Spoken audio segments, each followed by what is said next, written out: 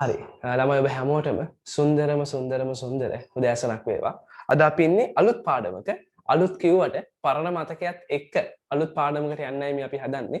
ඔබට මතක ඇති අපි මාස ගණනාවක් පුරාවට මාස දෙකක් විතර අපේ වෙළඳපොළ ආර්ථිකයේ රිවිෂන් ටියුට් එක අධ්‍යයනය කරා.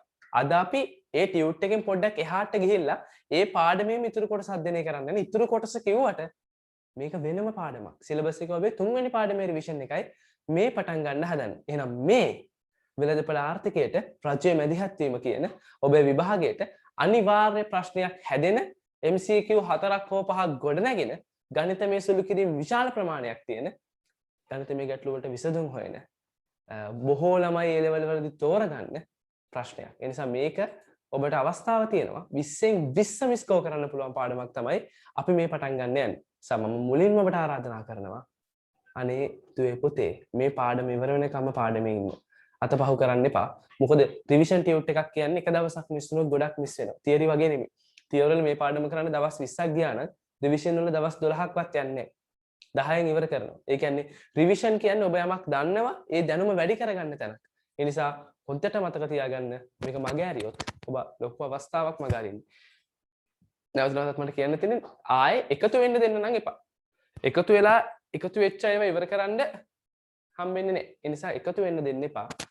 කොහොම හරි මහන්සි වෙලා මේ කටයුතු වලට හරි පරිස්සමට සහභාගී වෙන්න. හරි. පාඩම පටන් ගමු එහෙනම්.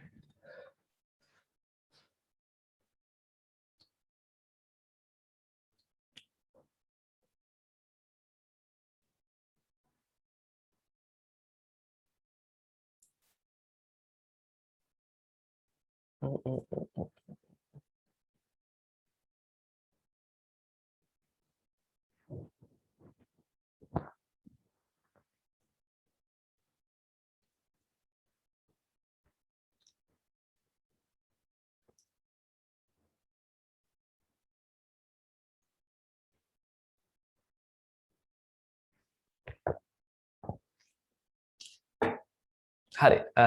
ඉකොනොමික්ස් රිවිෂන් 2021 A level පාඩම් අංක 4 මෙන්න මෙහෙම ආරම්භ කරන්න යන්නේ. වෙළඳපොළ ක්‍රියාවලියට ආණ්ඩුවේ මැදිහත් වීම. ඔබයි මායි දන්න සුන්දරම තැනකින් පාඩම පටන් ගත්තොත් වෙළඳපොළ ආර්ථිකයක් හැම වෙලේම සම්පත් බෙදී යාම මොනවා විදිහට කටයුතු කරනවද ළමයි? වෙළඳපොළ ආර්ථිකයක නිරන්තරයෙන්ම සම්පත් බෙදී යාම කොහොම වෙනවද? ඔබ දන්නවා. වෙළඳපොළ ආර්ථිකයක මිලයාන්ත්‍රණය ක්‍රියාත්මක වෙන්නේ. ඒකට කිසිම මැදිහත් වීමක් කරේ නැත්නම් සෑම මොහොතකම අපි කිසිම මැදිහත් වීමක් කරේ නැත්නම් සෑම මොහොතකම වෙළඳපොළ ආර්ථිකයක සම්පත් බෙදී යාම කොහොමද ළමයි ක්‍රියාත්මක වෙන්නේ? සම්පත් බෙදී යාම කාර්යක්ෂමද අකාර්යක්ෂමද? සම්පත් බෙදී යාම කාර්යක්ෂමයි. වෙළඳපොළ ආර්ථිකයක් කියන්නේ සම්පත් බෙදී යාම කාර්යක්ෂමම තැනක්. කාර්යක්ෂම අයුරින්ම කටයුතු වෙන තැනක්. නමුත් පාඩම පටන් ගද්දිම මම ඔබට කියනවා ලෝකේ කාර්යක්ෂම තැන තමයි වෙළඳපොළ ආර්ථිකයක් සම්පත් බෙදා වෙන් කරන තැන. ලෝකේ කාර්යක්ෂම තැන තමයි සමතුලිතය. ලෝකේ ප්‍රශස්තම කාර්යක්ෂම මිල සහ ප්‍රමාණය සමතුලිත මිල හා ප්‍රමාණය එතනින් එහා යන හැම වෙලාවකම සම්පත් බෙදියාම අකාර්යක්ෂම වෙනවා. එහෙම තියෙන සමතුලිතයට තමයි එහෙම තියෙන වෙළඳපොලේ කාර්යක්ෂමතාවය ළඟා කරගන්න තැනට තමයි මේ කවුරු මැදිහත් වෙන්න හදන්නේද? මේ රජය මැදිහත් වෙන්න හදන්නේ. ඔබ පෙරලා මගෙන් අහනවා මෙච්චර කියනවා නම් වෙළඳපොළ ආර්ථිකයක් කාර්යක්ෂමයි කියලා. මෙච්චර කියනවා නම් මිල යාන්ත්‍රණයේ සම්පත් බෙදලා කාර්යක්ෂමයි කියලා. මෙච්චර කියනවා නම් සමතුලිතය තමයි කාර්යක්ෂම තැන කියලා. ඇයි මේ රජය නැවත මේකට මැදිහත් වෙන්නේ? මම ඔබෙනුත් අහනවා. වෙළඳපොළ නම් කාර්යක්ෂමම. ඇයි නැවත රජය මේකට මැදිහත් වෙන්නේ? ඇයි රජය මේකට මැදිහත් වෙන්නේ? කෙනෙක් අහන්න පුළුවන්. වෙළඳපොළ ආර්ථිකය කාර්යක්ෂමයි නම් ඇයි මේ රජය මැදිහත් වෙන්නේ? ඇයි මේ රජය මැදිහත් වෙලා බදු පනවන්නේ? ඇයි මේ සමතුලිතයෙන් ඈත් කරවන්නේ? ඇයි මේ අවම මිල පනවන්නේ? උපරිම මිල පනවන්නේ ඇයි? ඇයි ළමයි පනවන්නේ? වෙළඳපොළ ආර්ථිකයක් නම් කාර්යක්ෂමම ඇයි මේ නැවත රජය මැදිහත් වීමක් කරන්නේ? වෙන මොකොත් නිසා නෙමෙයි. ආර්ථිකමය වශයෙන් කාර්යක්ෂම ආර්ථික ප්‍රතිපත්ති වශයෙන් කාර්යක්ෂම සමතුලිතය වුණාට රාජ්‍ය සහ සමාජීය වශයෙන් ගත්තම සමහර භාණ්ඩවලට රජයට මැදිහත් වෙන්න වෙනවා. ඒ කියන්නේ රජයේ සමාජ අරමුණේ රජයේ දේශපාලන අරමුණේ නිසා ඒවා වෙනුවෙන් රජයට මෙන්න මේකට ඒ කියන්නේ අපි කතා කරන වෙළඳපොළ සමතුලිතයට මැදිහත් වෙන්න වෙනවා. පොදුම පුංචි උදාහරණයක් කිව්වොත් අරක්කු කියලා හිතමු. වෙළඳපොළ මගින් මිනිස්සුන්ගේ ඉල්ලුම මත ඒකේ තියෙන ලාභය මත සැපීම තීරණය වෙලා. ඉල්ලුමයි සැපීමයි මත මේක තීරණය වුණොත් වෙළඳපොලේ අරක්කු ඕන තරම් තියෙයි. දැන් තියෙන ප්‍රමාණයට වඩා ගොඩක් තියෙයි. හැබැයි එහෙම තිබ්බම ළමයි සමාජීය වශයෙන් ඔබ දන්නවා මේ වෙද්දි අරක්කු වගේ මත්පැන් වගේ දෙයක් බිහි කරන්නේ සමාජීයමය වශයෙන් නැත්නම් බාහිර ප්‍රජාවට මේ ක්‍රියාවට සම්බන්ධ නැති බාහිර පුද්ගලයන්ට වාසියක්ද අවාසියක්ද? අරක්කු වගේ අපි කියන අවගුණ භාණ්ඩ බාහිර පුද්ගලයන්ට බිහි කරන්නේ බාහිරට බිහි කරන්නේ වාසියක්ද අවාසියක්ද? අවාසියක්. අපි කියනවා බාහිර පිරිවැයක් හට ගන්නවා. එහෙනම් පැහැදිලි මේ වගේ දේවල් නිසා බාහිර පිරිවැයක් හට ගන්නවා. බාහිර පිරිවැයක් හට ගන්න නිසා රජයට මැදිහත් වෙන්න වෙනවා. අර ආර්ථික අරමුණකින් නෙවෙයි සමාජ අරමුණකින්. සමාජ යහපත උදෙසා රජයට අර වෙළඳපොලේ තීරණය වෙන අරක්කු වගේ භාණ්ඩවල සමතුලිතයට මැදිහත් වෙලා ඒ භාණ්ඩවලට බදු පනවලා ඒ භාණ්ඩවල මිල වැඩි කරලා ඒ භාණ්ඩ අධෛර්යමත් කරන්න වෙනවා. ඔබට පැහැදිලි වෙළඳපොළ වශයෙන් කාර්යක්ෂම සමතුලිතයනුත් ඈත් වෙන්න වෙනවා. අපි සමාජ අරමුණු ළඟා කරගන්න ගියාම. දැන් අනිත් පැත්තෙන් දේශපාලන අරමුණු. ඔබ දන්නවද මේ දින කීපයට බාර් වහලා තිබ්බ නිසා මේ දින කීපයට මත්පැන් විකුණන එක නවත්තලා තිබ්බ නිසා රුපියල් බිලියන මට මතක විදිහට 50කට ආසන්න පාඩුවක් තියෙනවා. දවසකට මිලියන 10ක් හෝ 20ක පාඩුවක් තියෙනවා. සුරාබදු වලින් ඒ කියන්නේ ඒ අරක්කු ගත්තාම ඒකේ බද්දක් තියෙනවනේ ළමයි සුරාබදු. ඒ සුරාබදු අමාත්‍යාංශයට ලොකු පාඩුවක් තියෙනවා. මේ දවස්වල මේ බාර් වහලා තියෙන නිසා. ඒ නිසා වුන් කියනවා මෙහෙම යන්න බෑ. අපි ලොකු පාඩුවක් මේකේ උපයනවා. ඒ නිසා තමයි දැන් ඔය ඔන්ලයින් ක්‍රමයට හරි ඔවා විකුණන්න ලෑස්ති කරලා තියෙන්නේ. ලොකු පාඩුවක් උන්ට ලැබෙනවා. ඉතින් ඔබ හිතන්න නිකමට හරි ඔහොම බදු ගැහුවේ නැත්තම් රජයට ලැබෙන ලොකු බදු ආය බාරයක් මග ඇරෙනවා. ඔබයි මායි දන්නවා නිෂ්පාදන බදු වලින් අපිට සැලකිය යුතු බදු ආදායමක් හම්බ වෙනවා. ඉතින් නිෂ්පාදන බදු වල තියෙන මත්පැන් බදු වලිනුත් සැලකිය යුතු ආදායමක් හම්බ වෙනවා. ඒ නිසා යම් මොහොතක අපි සමාජ අරමුණු ගැන හිතන්නේ නැතුව රජයේ දේශපාලන අරමුණු සමාජ අරමුණු ගැන හිතන්නේ නැතුව මේ ආර්ථික අරමුණු විතරක් හිතලා මත්පැන් වලට බදු ගැහුවේ නැත්නම් කාරණා දෙකක් වෙනවා. එකක් තමයි මිනිස්සු පුළුවන් තරම් මත්පැන් බොන්න පුරුදු වෙලා සමාජීය වශයෙන් අයහපත් තත්ත්වයක් හට ගන්නවා. අපි කියනවා බාහිර පිරිවැයක් හටගෙන සමාජීය අවාසි සහගත තත්ත්වයක් හට ගන්නවා. අංක දෙක තමයි රජයට ලොකු බදු ආය බාරයක් අහිමි වෙනවා. ඒ නිසා පැහැදිලිව තේරුම් ගන්න. රජය මේ බදු පනවන එක ඇතුලේ ආර්ථිකමය වශයෙන් මේකේ අකාර්යක්ෂමතාව බිහි වුණාට රජයට සමාජ සහ දේශපාලන අරමුණු වෙනුවෙන් ඒවා මුදුන් පමුණුව ගන්න. ඒ වෙනුවෙන් බදු පැනවීම කරන්නම වෙනවා. හරි. එහෙම දේශපාලන අරමුණු වෙනුවෙන් එහෙම සමාජ අරමුණු වෙනුවෙන් රජය බදු විතරක් නෙවෙයි වෙළඳපළට මැදිහත් වෙන ප්‍රධාන ස්වරූප පහක් තියෙනවා. ප්‍රධානම හතරක් තියෙනවා. අපි සියලුම පහක් කියමු. පළවෙනි එක තමයි ළමයි බදු පැනවීම. ඒක හරි ප්‍රසිද්ධයි. විභාගේ වැඩියෙන් අහලා තියෙන බදු වලින් ප්‍රශ්න. අංක 2 තමයි සහනාධාර. සහනාධාර වලින් ගණන් අහලා නැති තරම්. අංක 3 තමයි මිල පාලනය. මිල පාලනයට තේ ළමයි රජය විසින් කරනවා අවම මිල පැනවීම සහ උපරිම මිල පැනවීම කියන දෙකම. ඊට අමතරව සලාක නියම කිරීම වගේ කාරණාත් මේ පාඩමේදී අපි අධ්‍යයනය කරනවා. වසර 2ක් 3ක් පුරාවට මේ පාඩමින් සැලකිය යුතු ප්‍රශ්න ප්‍රමාණයක් ඔබේ ආර්ථික විද්‍යා ප්‍රශ්න පත්‍රය ඇහුවා. සාමාන්‍ය ළමයි ලකුණු 100න් 15කට ආසන්න ප්‍රමාණයක් 100න් 10ත් 15ත් අතර ප්‍රමාණයක් ආර්ථික විද්‍යා ප්‍රශ්න පත්‍රයේ ඔබෙන් මේ පාඩමෙන් අහනවා. ඒ නිසා මේ පාඩම හොඳටම පුළුවන් කරගන්න.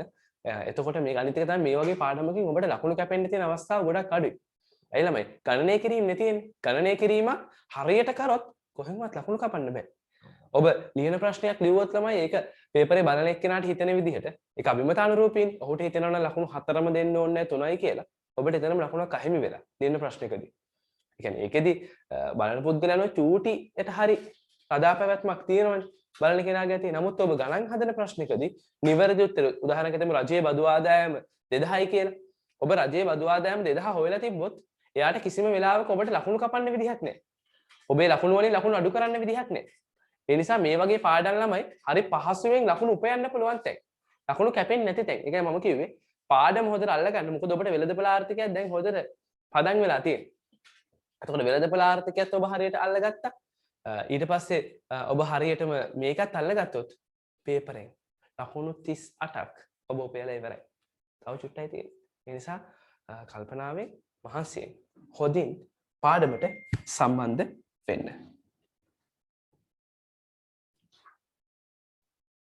හරි. අපි මේ ඉන්නේ වෙළඳපොළ ක්‍රියාවලියට ආණ්ඩුව මැදිහත් වීම කියන ඔබේ 4 වෙනි පාඩමත් එක්ක.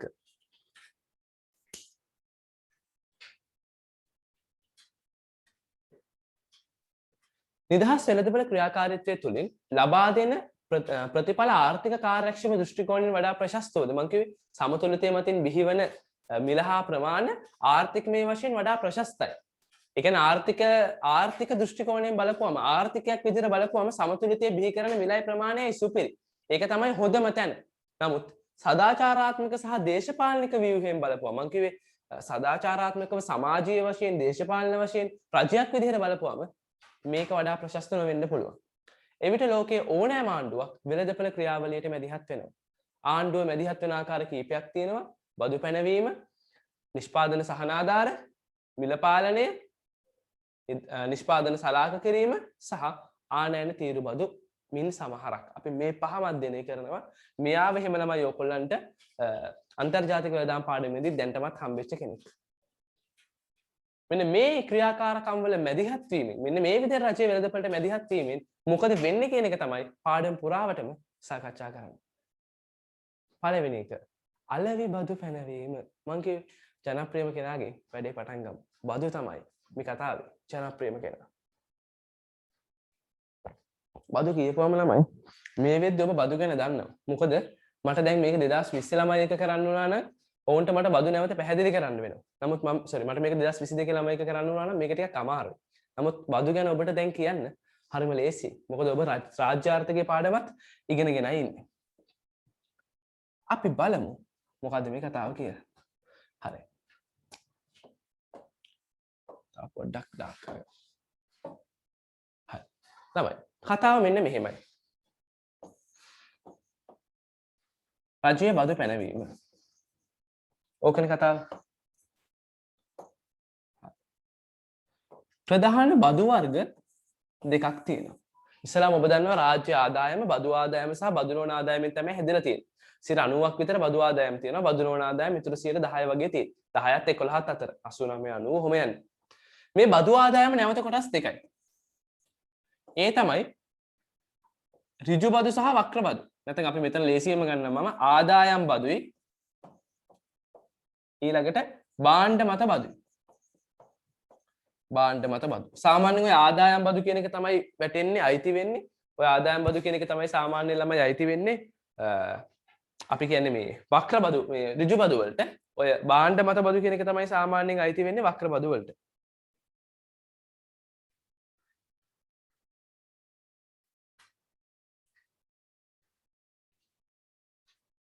හරි ඊළඟට තප්පරයක් ඉන්න.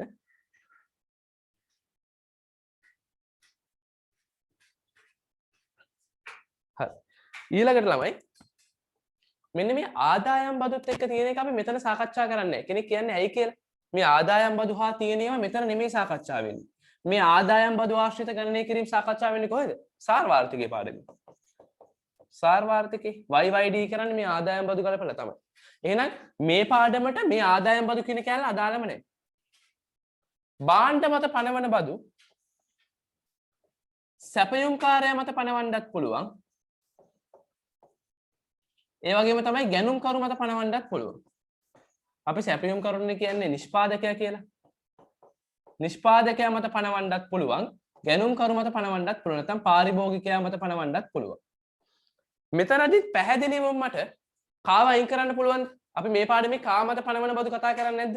පැහැදිලිවම කා මත පනවන බදු කතා කරන්නේ නැද්ද?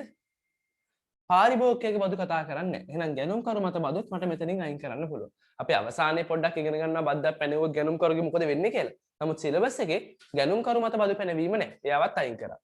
එහෙනම් අපිට ඉතුරු වෙන්නේ අපි මේ කතා කරන්නේ නිෂ්පාදකයා මත පනවන බදු ගැන. මේ නිෂ්පාදකයා මත පනවන බදුත් ළමයි මේ නිෂ්පාදකයා මත පනවන බදුත් මේකනේ. හරි. මේ නිෂ්පාදකයා මත පනවන බදුත් කොටස් දෙකයි. මේ නිෂ්පාදකයා මත පනවන බදුත් කොටස් දෙකයි. එකක් තමයි ළමයි ඒකක බදු. නැත්නම් අපි මේකට කියනවා විශේෂිත බදු කියලා. අනිත් එක තමයි ප්‍රතිශතාත්මක බදු. නැත්තම් සමානුපාතික බදු. ඔය දෙක. ඒක මේකත් අදහස හරිය ලේසියි තේරුම් ගන්න. ඒකක බදු කියලා කියන්නේ ඔබට ජාතික ගිණුම වලත් මේක මතක ඇති. නිෂ්පාදනය කරන ඒකකයක් පාසා වදින බදු ඒකක බදු. එහෙම නැතුව සම්පූර්ණ වටිනාකම් මතරම ටැක්ස් එක ගහනවනේ. උදාහරණයක් ඔයකොල්ලෝ කන්න යනවා කියලා හිතන්නකෝ කොහේ හරි රෙස්ටුරන්ට් එකකට කන්න ගියාට පස්සේ ඔබේ සම්පූර්ණ බිල් එක 12000යි. ඔබේ සම්පූර්ණ භාණ්ඩ හා සේවාවල වටිනාකමට ඒ සම්පූර්ණ 12000ටම ටැක්ස් එකක් ගහනවනේ. ඒක වටිනාකම් මත බද්දක්. ඔබ කොහේ හරි හොටෙල් එකක නවතිනවා. නැවතිලා ඔබේ දවසට අදාළ ගාස්තුව රුපියල් 15000යි. ඊට පස්සේ ගාස්තුවේ බිල යටින් තියෙනවා වැට් කියලා. එකතු කළාගේ මත බදු. එතකොට ඒ වගේ ඒවා ළමයි සම්පූර්ණ ඔබේ ගාස්තුවට සම්පූර්ණ ඔබ පාවිච්චි කරපු එකේ වටිනාකමට සම්පූර්ණ භාණ්ඩයේ වටිනාකමට සම්පූර්ණ ක්‍රියාවලියේ වටිනාකමට එක එක භාණ්ඩයට වෙන වෙනම නෙමෙයි. දැන් ඔබ කඩේට කන්න ගියාම රයිස් එකට වෙනම කොත්තුවට වෙනම එහෙම අය කරනවා නම් ඒකක බදු. හිතන්න කොකල රෙස්ටුරන්ට් එකකට ගියයි කියලා. ගියාම රයිස් එකට බද්දක් ගහනවා රුපියල් 10යි. කොත්තුවට බද්දක් ගහනවා 15යි, ආප්පෙට 2යි, ප්ලේන් රොටියට 3යි, බිත්තර ආප්පෙට 4යි, බිත්තර රොටියට 5යි. එහෙම එකින් එකට ගැහුවොත් ළමයි ඒක මොන බදුද?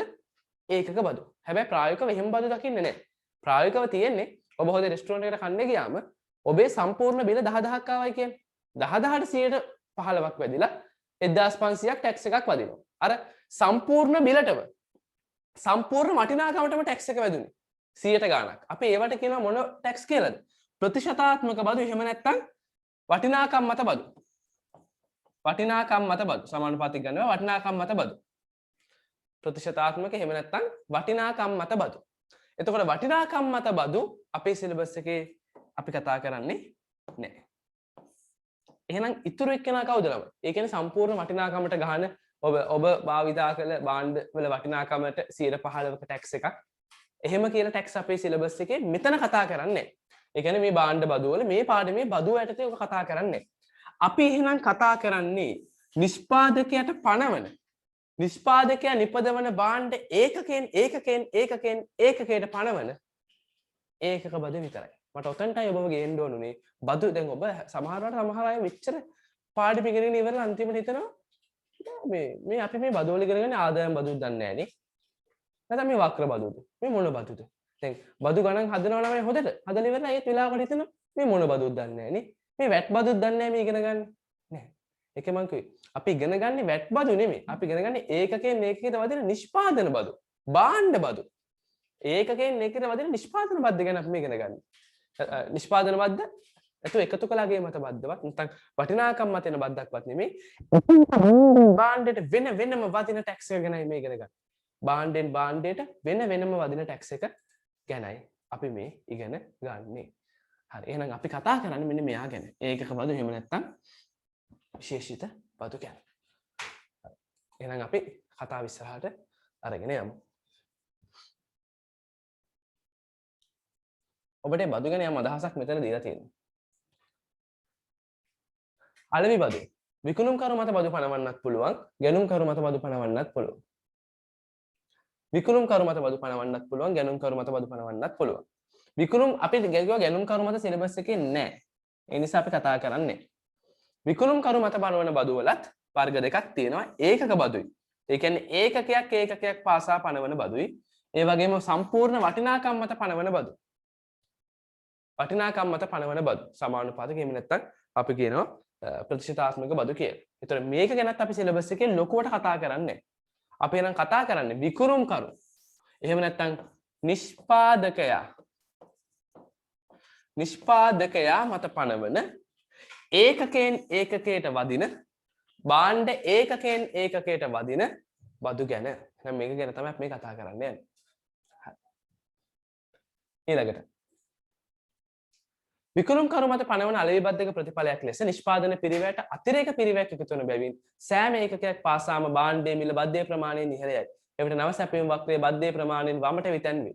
ගැනුම්කරුවන් මත පැනවූ අලෙවි බද්දක ප්‍රතිඵලයක් ලෙස බද්දේ ප්‍රමාණයෙන්ම ඉල්ලුම් වක්‍රයේ වමට විතැන්වේ. ඔය කියන්නේ මෙන්න මේක.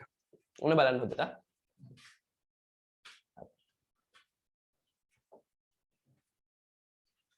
මේ බලන්නකෝ. දැන් ඔන්න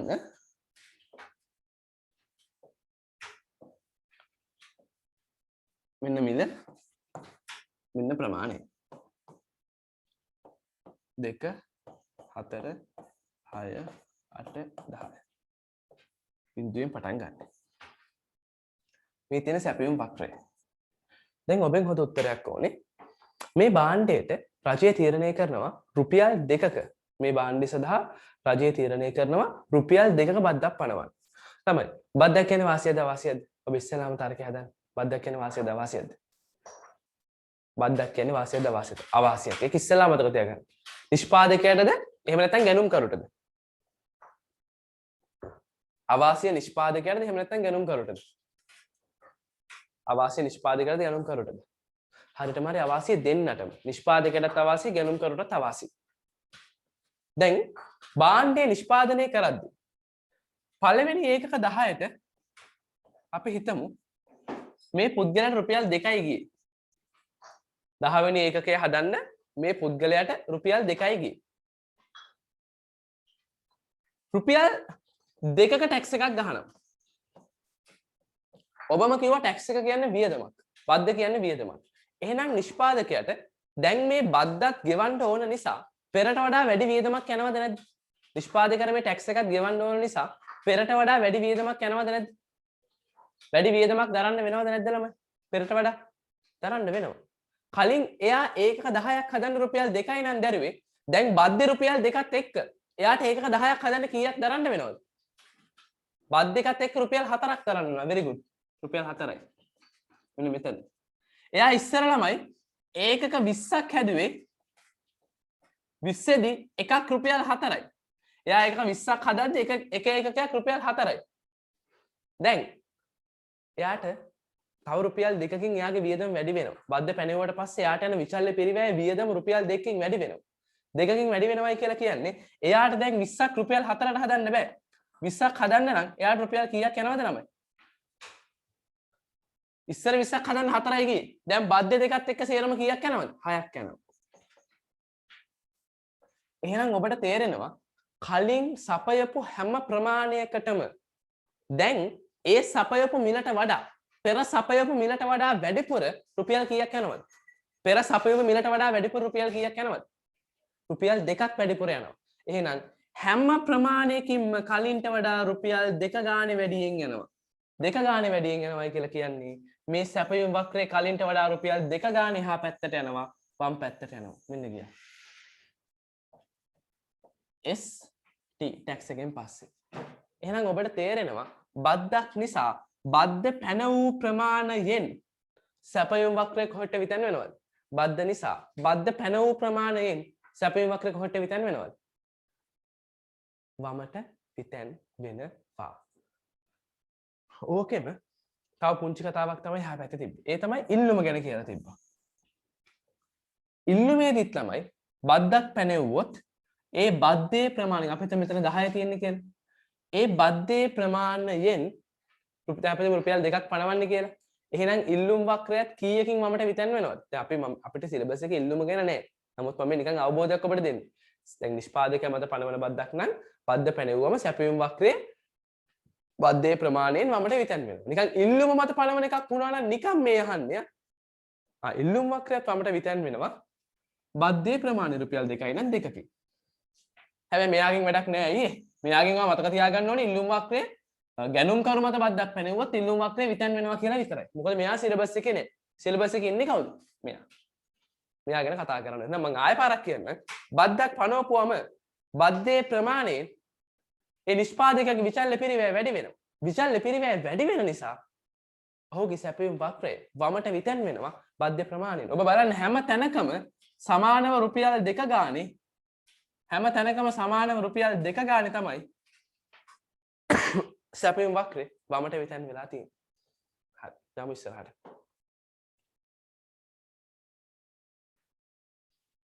මෙන්න තියෙනවා ABC කියන භාණ්ඩ තුනක් අලෙවිවන වෙළඳපොළවල් තරගකාරී කියලා හිතන්නලු.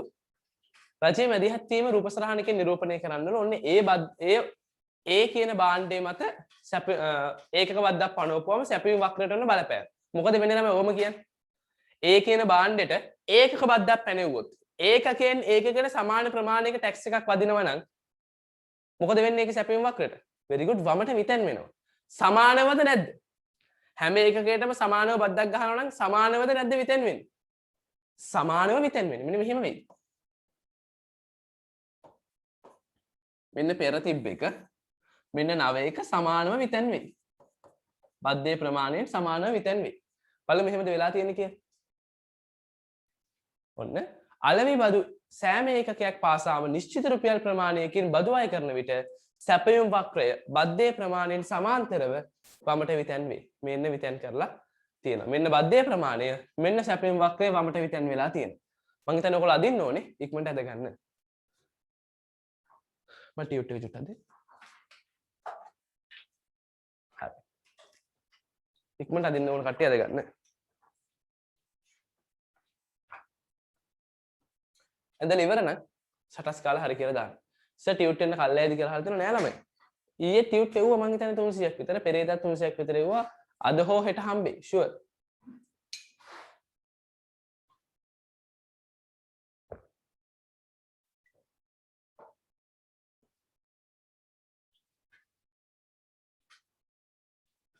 BS පන්ති වලට සහභාගී වෙන ළමයිට තව චුට්ටකින් මැසේජ් එකක් දායි මේ ක්ලාස් එක ඉවරනත් එක්කම BS එකේ account එකක් හදාගන්න. BS website එක හරහා තමයි පන්ති තියෙන්නේ. ඒ නිසා BS එකේ account එකක් හදාගන්න.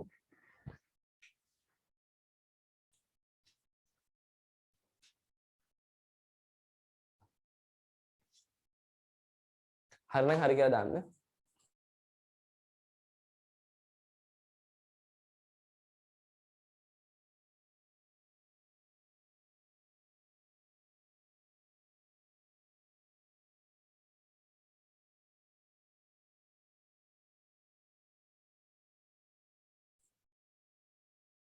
ලියලා ඉවර නම් හරි කියලා දාන්න.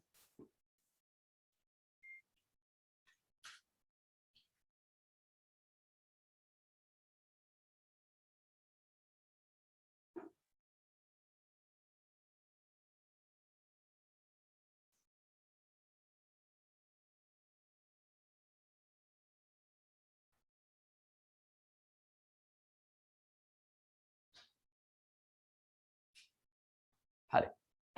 යමු ඊළඟට. ඉදිරියට. දැන් ළමයි ඔය කතා කරේ ඒකක බද්දක් ගැන. ඒ කියන්නේ හැම ඒකකයක් පාසාම නිශ්චිතව බදු මුදලක් වදිනවා. නමුත් ඒ වගේම තමයි ඔබේ සිලබස් එකේ නැති වුණාට අපි සාමාන්‍යයෙන් අධ්‍යයනය කරන්න ඕන එකක් තියෙනවා. ඒ තමයි ළමයි වටිනාකම් මත බදු. ඒ කියන්නේ ඒකකයෙන් ඒකකයට වදින්නේ නැහැ මේ බද්ද. භාණ්ඩවල වටිනාකම් මත තමයි මේ බද්ද වදින්නේ. වටිනාකම වැඩි වෙද්දි වැඩිපුර බදු මුදලක් වදිනවා. මේ බලන්නකෝ.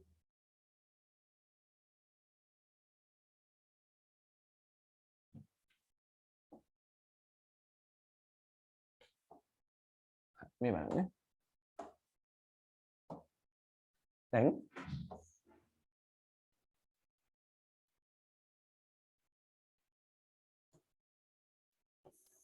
මෙන්න තියෙනවා සැපයුම් වක්‍රය. ඔන්න තියෙනවා සැපයුම් වක්‍රය. දැන් සාමාන්‍යයෙන් ඒකක බද්දක් වැදුනා නම් මේ හැම ඒකකයක් පාසාම සමාන ප්‍රමාණයකින් මේ වක්‍රය විතැන් වෙන්න ඕනේ. හැබැයි එහෙම නෙවෙයි ළමයි. වටිනාකම් මත බද්දක් පනවනවයි කියලා කියන්නේ භාණ්ඩයේ වටිනාකමට තමයි ටැක්ස් එක වදින්නේ. උදාහරණයක් අපිට වටිනාකම් මත බද්ද රුපියල් 150යි කියලා. ඔන්න බලන්න. මම ගන්නවා මිල 10 20 30 40. මම ප්‍රමාණය ගන්නවා මේ මිල මෙතන බද්ද දාන්නම්. මෙතන නව මිල දාන්නම්. මෙතන ප්‍රමාණයක් දාන්නම්. මම ප්‍රමාණය ගන්නවා 200 300 400 500 600 කියලා. හරි. දැන් ළමයි දැන් ඔන්න හොඳට බලා ගන්න. දැන් 150ක බද්දක් වදින්න. 150ක වටිනාකම් මත බද්දක් වදින්න. 150ක වටිනාකම් මත බද්දක් වදින්න. රුපියල් 10යි වටිනාකම. 150ක් කියන්නේ කීයද? රුපියල් 10කට 150ක් කියන්නේ 5යි. එහෙනම් දැන් නව මිල කීයද? දැන් නව මිල කීයද ළමයි? නව මිල 15යි. very good. රුපියල් 20ට 150ක් කියන්නේ? රුපියල් 20ට 150ක් කියන්නේ කීයද ළමයි? 10යි. දැන් නව මිල කීයද? නව මිල 30යි. 30ට 150ක් කියන්නේ? 30ට 150ක් කියන්නේ 15යි. නව මිල 45යි. 40ට 50ක් කියන්නේ 20යි. නව මිල 60යි. 50ට 50ක් කියලා කියන්නේ 25යි. නව මිල 75යි. පැහැදිලිද කතාව? කතාව පැහැදිලිද? කතාව ඇතුලේ පෙන්නුවේ, කතාව ඇතුලේ කිව්වේ කලින් හැම ඒකකයක් පාසාම සමාන බද්දක් වැදුනට දැන් භාණ්ඩයේ වටිනාකම වැඩි වෙන්න පුතේ බද්දත් මොනවා වෙනවද? භාණ්ඩයේ වටිනාකම වැඩි වෙන්න බද්දත් මොනවා වෙනවද ළමයි? බද්දත් වැඩි වෙනවා. මේ කලින් වගේ නෙමෙයි දැන් බද්ද.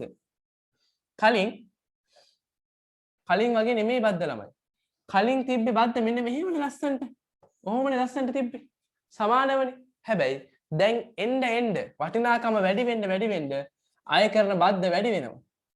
වටිනාකම වැඩි වෙන්න අය කරන බද්ද වැඩි වෙනවා. ඒ නිසා දැන් ඔබ ඇන්දොත් සැපයුම් වක්‍රේ ළමයි. දැන් සැපයුම් වක්‍රෙන්නේ මෙන්න මෙහෙම. කලින් තිබ්බේ රුපියල් 10 දී ඒකක 200. මෙන්න 10 මෙන්න 200 මෙන්න රුපියල් 10. ඔහොමනේ තිබ්බේ. ඔන්න ඔහොම තිබ්බේ. 10 දී 200යි 20 දී 300යි 30 දී 400යි 40 දී 500යි ඔන්න ඔහොම තිබ්බේ. දැන් ළමයි ඔන්න ඔහොම තිබ්බේ. දැන් ඒකක බද්දක් පැනෙවුවට පස්සේ දැන් බලන්න දැන් රුපියල් ඒකක 200 දී දැන් භාණ්ඩ මිල 15යි. ඔන්න 200 දී 15යි. 200 දී 15යි. ඊළඟට 30 දී 300යි. ඔන්න 30 දී 300යි. ඔන්න 45 දී 400යි. මෙන්න 45 ඔන්න 400. ඔන්න තව ටිකක් ඉස්සරහට යමු. 60 දී 500යි. මෙන්න 40නේ. 50 60. 60 දී 500යි. දැන් ඔබට තේරෙනවද? කලින් වගේ නෙමෙයි මේක යන්නේ. කලින් වගේ මේ ගණනය කිරීම වැඩක් නෑ. කලින් වගේ නෙමෙයි යන්නේ. එන්න මේ වක්‍ර දෙක ඈත් වෙනවා. එන්න වක්‍ර දෙක ඈත් වෙනවා කියලා කියන්නේ කලින් නම් ළමයි සමාන වෙනගේ ඒකක 200 දුනත් ඒකක 300 දුනත් කලින් ඒකක 400 දුනත් කලින් ඒකක 500 දුනත් මොන ඒකක් ගානේ දුනත් කලින් අය කරපු බද්ද රුපියල් 2යි. ඕනේ මේකකට කලින් අය කරේ රුපියල් 2යි. හැබැයි දැන් 2යි නෙමෙයි ළමයි. දැන් ඒකක ප්‍රමාණය වැඩි වෙන්න අය කරන බද්ද ප්‍රමාණය වැඩි වෙලා ඒකයි මේකට කියන්නේ ප්‍රතිශතාත්මක බදු. මේ පළවෙනි ඒකක 200 දී අය කරේ එකකට රුපියල් 5යි. ඊළඟට 10යි 15යි 20යි 25යි එන්න අය කරන බද්ද වැඩි වෙලා තියෙනවා. එන්න අය කරන බද්ද වැඩි වෙලා තියෙනවා. එහෙනම් අපි කියනවා ළමයි ප්‍රමාණය වැඩි වෙද්දී ඒකක ප්‍රමාණය වැඩි වෙද්දී අය කරන බද්දත් වැඩි වෙනවා නම් අපි එකට කියනවා වටිනාකම් මත බද්දක්. හැබැයි මේක ඔබ ඉගෙන ගත්ත සාමාන්‍ය බදු වගේ ලේසියෙන් හදන්න බෑ. ටිකක් අමාරුයි මේක සමීකරණ. වාසනාවට ඔබේ සිලබස් එකේ මෙයාගෙන් කිසිම ගණනය කිරීමක් නැහැ. ගණනය කිරීමක් නැති නිසා එක පැත්තකින් ලොකු අමාරුවක් නෑ ඔබට මේවා එන්නේ නැති නිසා. නමුත් දැනගෙන ඉන්න මේක මෙහෙමයි වෙන්නේ කියලා. එන්නේ නෑමයි කියලා කියන්න බෑ. නමුත් අදහසක් අහන්න පුළුවන් වටිනාකම් මත බද්දක් කියන්නේ මොකක්ද කියලා. එතකොට ඔබ ප්‍රස්ථාරකින් ඇදලා පෙන්වන්න නිර්වචනය කරන්න ඔබට පුළුවන් වෙන්න ඕනේ. බලමු.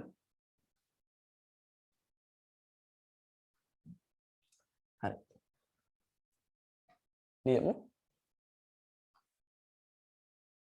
අලෙවන ප්‍රමාණය ඉහළ යත්ම අය කරන බද්ද ඉහළ යාම නිසා සැපයුම් වක්‍රයේ වමට විතැන්වුවද ඒ සමාන්තරව සිදු නොවේ.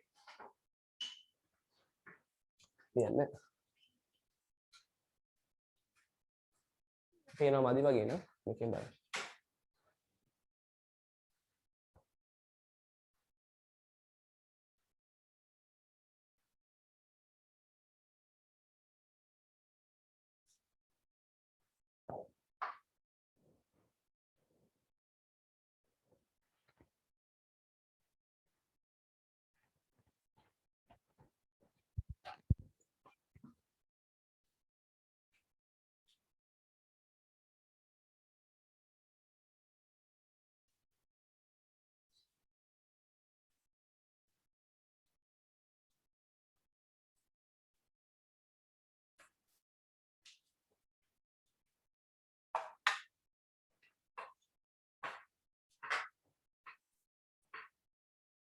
කෙනෙක් අහනවා සර් ටියුට් එකවලදී ඔක්කොම ඉකෝන් BS පේපර්ස් ඔක්කොම එකට එවන්න බැරිද කියලා ඊළඟ දවසේ ඉඳලා ඔක්කොම එකට එවන්න ළම ඊළඟ මාසෙ ඉඳලා මේ මාසේ තිබ්බ ගැටලුත් එක්ක තමයි ඔය පේපර්ස් එහෙම දෙපාරකට එව්වේ.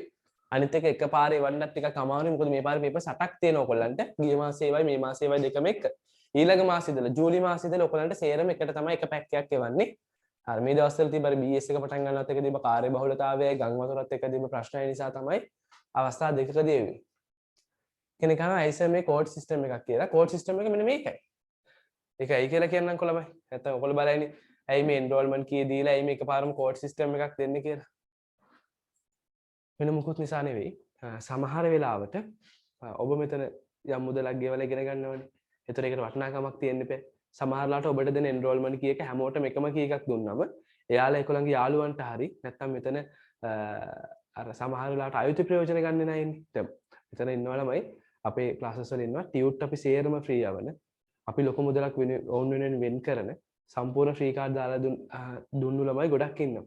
එහෙම අපිට කතා කරලා දෙමාපියෝ කතා කරන ෆ්‍රී කාඩ් ඉල්ල ගන්න එක නෙවෙයි මම මේ කියන්නේ.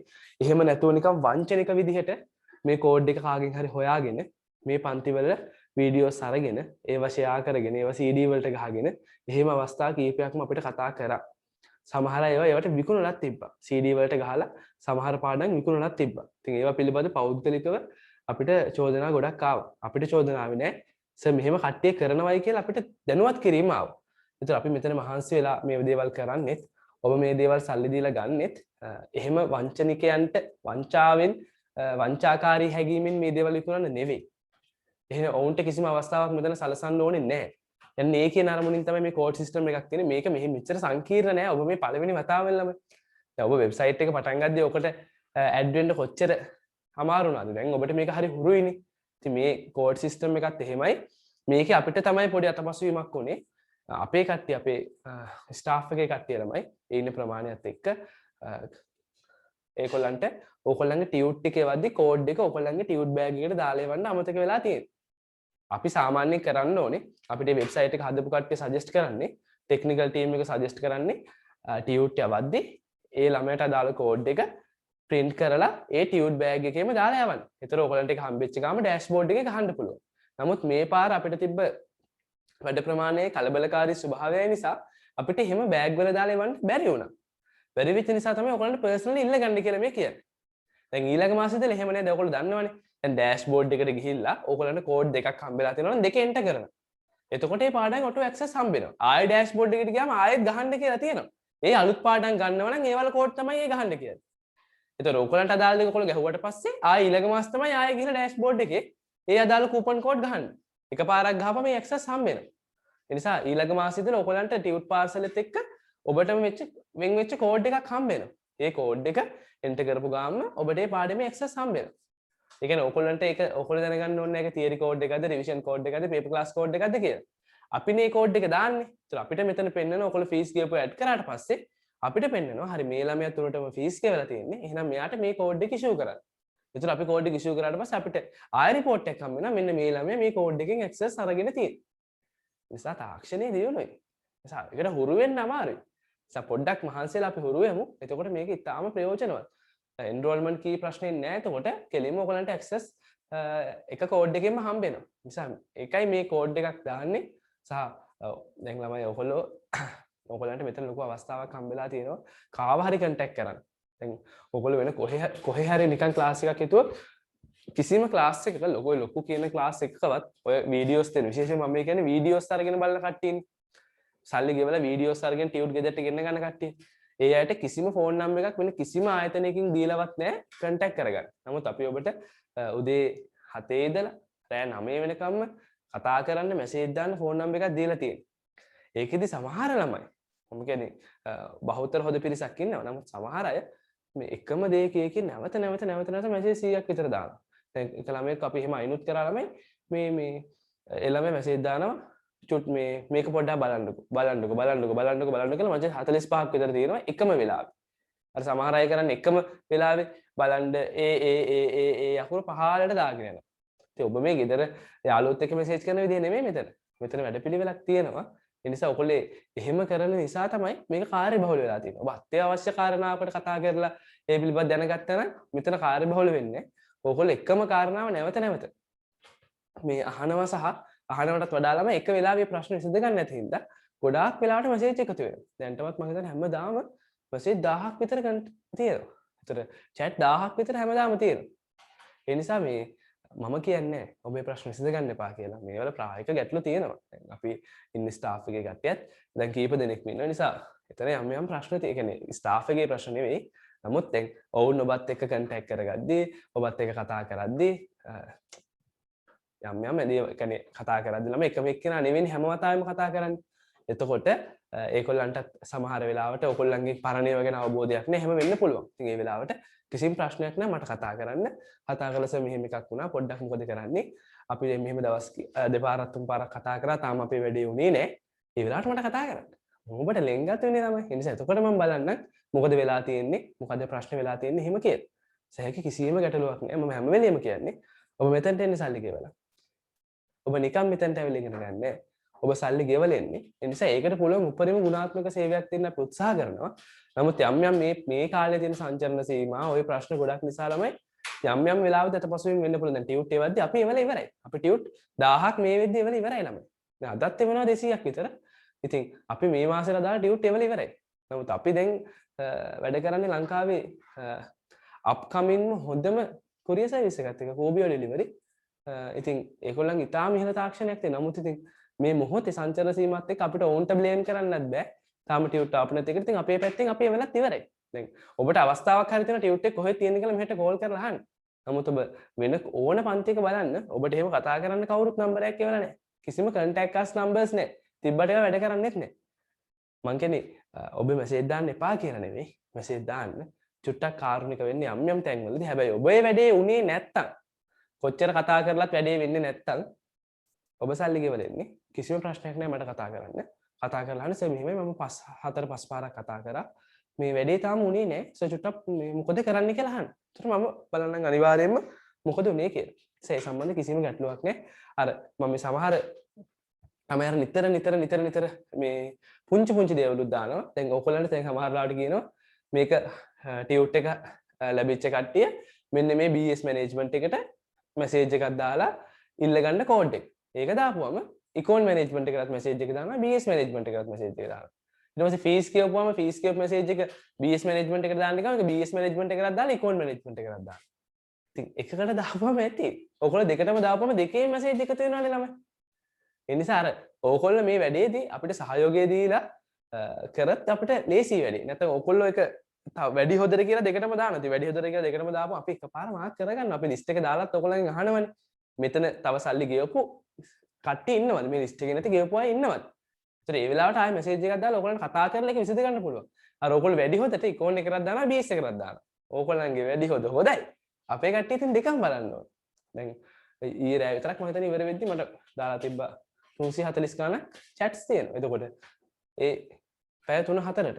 එතකොට ඕගොල්ලෝ අර එහෙම දෙපැත්තටම දාන්න ගත්තම වැඩේ සංකීර්ණ වෙනවා. අපිට කරගන්න අමාරු වෙනවා. ඒ නිසා මේ මොනවා හරි ගැටලුවක් වුණොත් ඔයගොල්ලෝ කතා කරලා ඔයගොල්ලන්ගේ වැඩේ වෙන්නේ නැත්තම් දෙපාරක් හිතන්න එපා මට කතා කරන්න. මම ඒක පර්සනලි අනිවාර්යයෙන්ම බලනවා.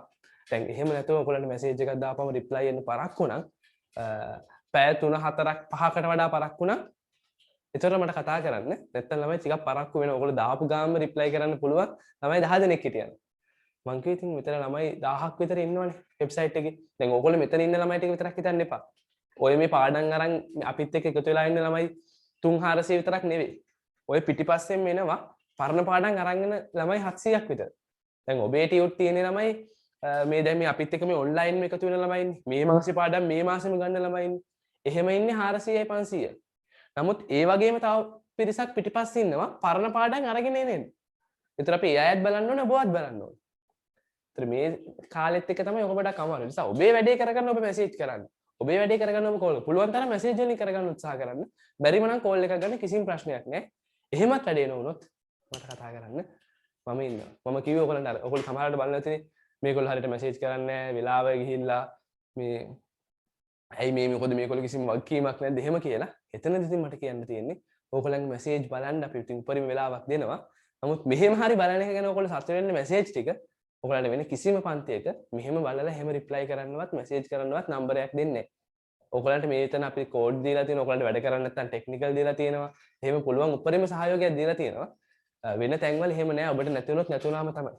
ප්‍රසිද්ධ ලොකු පන්ති වලට සමහර ළමයි මට ඉස්සර කියනවා ඒගොල්ලෝ BS වල අවුරුදු මාස 6කට විතර කලින් ඒගොල්ලෝ සමහර පාඩම් වලට ගෙව්වලු.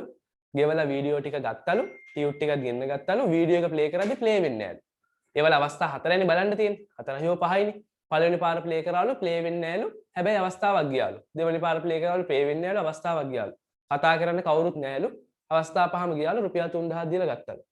මේ වෙන ලොකු ආයතන මම මේ කියන්නේ. ඒතර ඔබට එහෙම අවස්ථාවක් වෙලා නැහැ. එහෙම මොන ඕන දෙයකට කතා කරන්න අපි අවස්ථාව ඔබට දීලා තියෙන්නේ. ඒ නිසා මම කියන්නේ චූට්ටක් කාරුණික වෙන්න. කාරුණික වෙලා ඔයගලන්ගේ ප්‍රශ්න විසඳ ගන්න මොනවා හරි ඕගලන්ට කාරුණ්‍ය බවක් හැගෙනවා නම් මට කතා කරන්න දෙපාරක් හිතන්න එපා. මම ඉන්නේ ඔබේ පැත්තේ. අර මම කියන්නේ සමහරවිට ඔබ බලනත් රිප්ලයි කරන්නේ නැහැ මේකොල්ලෝ. මැසේජ් බලන්නේ නැහැ මේකොල්ලෝ. අපිට ටියුට් එවල නැද්ද? ඔබට හොර කරන්නේ නැහැ ළමයි කිසි වෙලාවක. අර එකතු වෙලා තියෙන නිසා තමයි අපි දීලා ඉවරයි 1000ක් විතර. නමුත් කෝබියෝ ඩෙලිවරි එකෙන් අපිට අදත් පෙන්නනවා 200 ගාණක් අවුට් බෙදන්න යවලයි කියලා. ඒ කියන්නේ අර කුරිය එක්කෙනා අරන් ගිහිල්ලා අපිට මෙතන පෙන්නන හැම එකම පර්සනල්. ඒතර කුරිය අපිට අද පෙන්නනවා 240 ගාණක් බෙදන්න අරන් ගිහිල්ලා අවුට් ෆෝ ඩෙලිවරි කියලා පෙන්නනවා. ඒ කියන්නේ කුරිය කට්ටිය බයිසිකල් වල බෑග් එකේ දාන් ගිහිල්ලා තියෙන ඔබට බෙදන්න. ඒතර ඒ ටික අද දවස් ඇතුළත හම්බෙයි. ෆෝන් ඔන් කරගෙන ඔබේ පැත්තෙන් සහයෝගය දෙන්න. යම් වෙලාවක ඔබට අපහසු සහ ඔබට හිතෙනවා නම් මේ අකාරුණික බවක් හැගෙනවා නම් කිසිම ප්‍රශ්නයක් නැහැ. මට කතා කරන්න. මං ඉන්නේ ඔබේ පැත්තේ. ඔබේ වැඩේ කරලා දෙන්න. මම ලෑස්ති. අර මම කිව්වේ පොඩ්ඩක් ඔයගලන්ට මැසේජ් කරද්දි පරක්කු වෙන වගේ දේවල් වෙනවා නම් ඒකට හේතුව තමයි මං කිව්වේ. ඒක පොඩ්ඩක් චුට්ටක් මේ කාලේ ඉවසීමෙන් දරා ගන්න. අපේ ෂෙයර් ඉස්සරහට හදනවා. දැන් මේ සංචාර සීමාවත් එක්ක අපිට හැමෝම ගෙන්න ගන්නත් බෑ ළමයි. ආයතනයේ වැඩවලට. ඒතකොට අපි කීප දෙනාවයි ගෙන්න ගන්නේ. ඊට පස්සේ මේවා ඉවරනාට පස්සේ අපිට මේ දේවල් හරියට ලෑස්ති කරගන්න පුළුවන්. මම 2022 තියරි පිරිවැය එක පේ කරා. ඒ මට කෝඩ් එක හම්බෙලා තියෙන 2021 රජයේ මැදිහත් වීම එකට. මට පිරිවැය පාඩම තමයි සර් ඕනේ. ඒත් රජයේ මැදිහත් වීම එකට කෝඩ් එක දීලා තියෙනවා. මට ආපහු පිරිවැය එක ගෙවන්න වෙයිද? මට පිරිවැය පාඩම ඕනේ සර්. මට ආපහු පිරිවැය ගෙවන්න වෙයිද? වෙයිද? දන්නේ නැහැ සර් පිරිවැය එකට. මම කිව්වේ පිරිවැය පාඩම කියලා එකක් නැහැ. මාස තමයි යන්නේ. 2022 ළමයිට මාසෙ යන්නේ. 2022 ළමයිගේ ජුනි මාසේ තමයි රජයේ මැදිහත් වීම අවසන් කරලා පිරිවැය පටන් ගන්න තියෙන්නේ. එතකොට ඕගොල්ලන්ට කෝඩ් එක හම්බෙලා ඇත්තේ රජයේ මැදිහත් වීම කියන්නේ තාම රජයේ මැදිහත් වීම විතරයිනේ කරන්නේ. තව දවස් දෙකක් යනවා රජයේ මැදිහත් වීම ඉවර වෙන්න. ඒගොල්ලෝ සතියේ දවස් දෙකක් පන්ති තියෙනවනේ. ඒක ඉවරුණාම පිරිවැය පටන් ගන්නවා. එතකොට පිරිවැය පටන් ගද්දි මම හිතන්නේ ටියුට් එවල ඇති. පිරිවැය පටන් ගද්දි ඒ ටිකට සහභාගී වෙන්න පුළුවන්. ඊළඟ මාසේ පිරිවැය විතරයි යන්නේ. එතකොට ඒකට ඒ ෆීස් එක වල සහභාගී වෙන්න පුළුවන්. අර අපිට මෙතන පිරිවැයට විතරක් කෝඩ් එකක් දෙන්න බෑ. මොකද ඒ ළමයි පිරිවැය රජයේ මැදිහත් වීම කියලා බෙදාගෙන නැහැ. ඒගොල්ලෝ මාසෙන් මාසෙට යන්නේ. දැන් මේ ජුනි මාසේ තව දවස් දෙකකින් ඉවර වෙනවා රජයේ මැදිහත් වීම ටියුට් එක. ඒ ඉවර වෙනකන් කරන්නේ රජයේ මැදිහත් වීම. ඉවර වෙච්ච ගමන්ම පිරිවැය පටන් ගන්නවා. ඒතර මේ මාසේ දවස් දෙකක් විතර අහුවේ පිරිවැයට. ඒතර පිරිවැය බලන්නත් පුළුවන්. දැන් සල්ලි ගෙවලා තියෙනවා රජයේ මැදිහත් වීම පරණේව බලන්නත් පුළුවන්. ටියුටුත් හම් වෙනවා. ඒ නිසා මේ කියන්නේ සම්පූර්ණ පිරිවැය පාඩමේ මේ මාසේ දවස් දෙකක් තුනක් කරේ. ඒ දෙක තුනට ඔයගොල්ලෝ ගෙවලා තියෙන රුපියල් 500 හෝ 1000 වෙන්නේ නැති. ඒ 1000 අදාළ වෙන්නේ. ඒ 1000ට මේ මාසෙට අදාළ අවම මිල උපරිම මිල ඒවත් අදාළයි. ඒවත් කැමති නම් බලන්න පුළුවන්. එහෙනම් මොනවා හරි ප්‍රශ්න තිබ්බොත් මට කතා කරන්න. හරි. අපි ඉස්සරහට යමු පාඩමේ. කතා කරා වැඩි. C භාණ්ඩ ඒකකයකට බද්දක් පැනවීමෙන් පසු ඒකක බද්ද ගැනුම් කරුවාට ගෙවන මිල සැපයුම් කරුවාට ලැබෙන මිල සහ රජයේ බදු ආදායම් පෙන්වන්න කියලා කියනවා. හරි. මේක ඔයගොල්ලෝ දන්න දෙයක්. මම පොඩ්ඩක් නොදන්න පැත්තකින් අලුත් පැත්තකින් පොඩ්ඩක් කියලා දෙන්න. හරි. ඔන්න බලන්න. ඔයගොල්ලෝ දන්න නිසා මට ලේසි. පොඩි ළමයි එක කරනවා වගේ නෙමෙයි ඔයගොල්ලොත් එක කරන්න. මේ බලන්න. අපි දන්න කාරණා ටික පොඩ්ඩක් මෙතන පෙළගස්ස ගමු. මෙන්න ඉල්ලුමයි සැපීමයි යන්දා. මෙන්න මිල මෙන්න ප්‍රමාණය. මෙන්න ඉල්ලුම් රේඛාව මෙන්න සැපයුම් රේඛාව. ඒ මත තීරණය වෙන සමතුලිතය මොකක්ද ළමයි? අපි කියනවා සමතුලිත මිල ප්‍රමාණය කියලා. මම දානවා සමතුලිත මිල 100යි ප්‍රමාණය 400යි කියලා. මෙතන වෙනකම් පැහැදිලිද? සමතුලිත මිල 100යි ප්‍රමාණය 400යි. මෙතන වෙනකම් පැහැදිලිද ළමයි? හරි. දැන් මේ භාණ්ඩේ මත බද්දක් පනවනවා. පැනෙවුවම ඕගොල්ලෝ දන්නවා අපි තුමු රුපියල් 2ක බද්දක් කියලා. මෙතන මම දාන්නම් 10යි කියලා. රුපියල් 5ක බද්දක් පනවන්නේ. එහෙනම් 15යි. ඔන්න සැපයුම් වක්‍රය වමට විතැන් වුණා. ඇයි ඒ? බද්දක් නිසා විචල්්‍ය පිරිවැය වැඩි වෙනවා. විචල්්‍ය පිරිවැය වැඩි වෙන නිසා සැපයුම පහළ වැටෙනවා.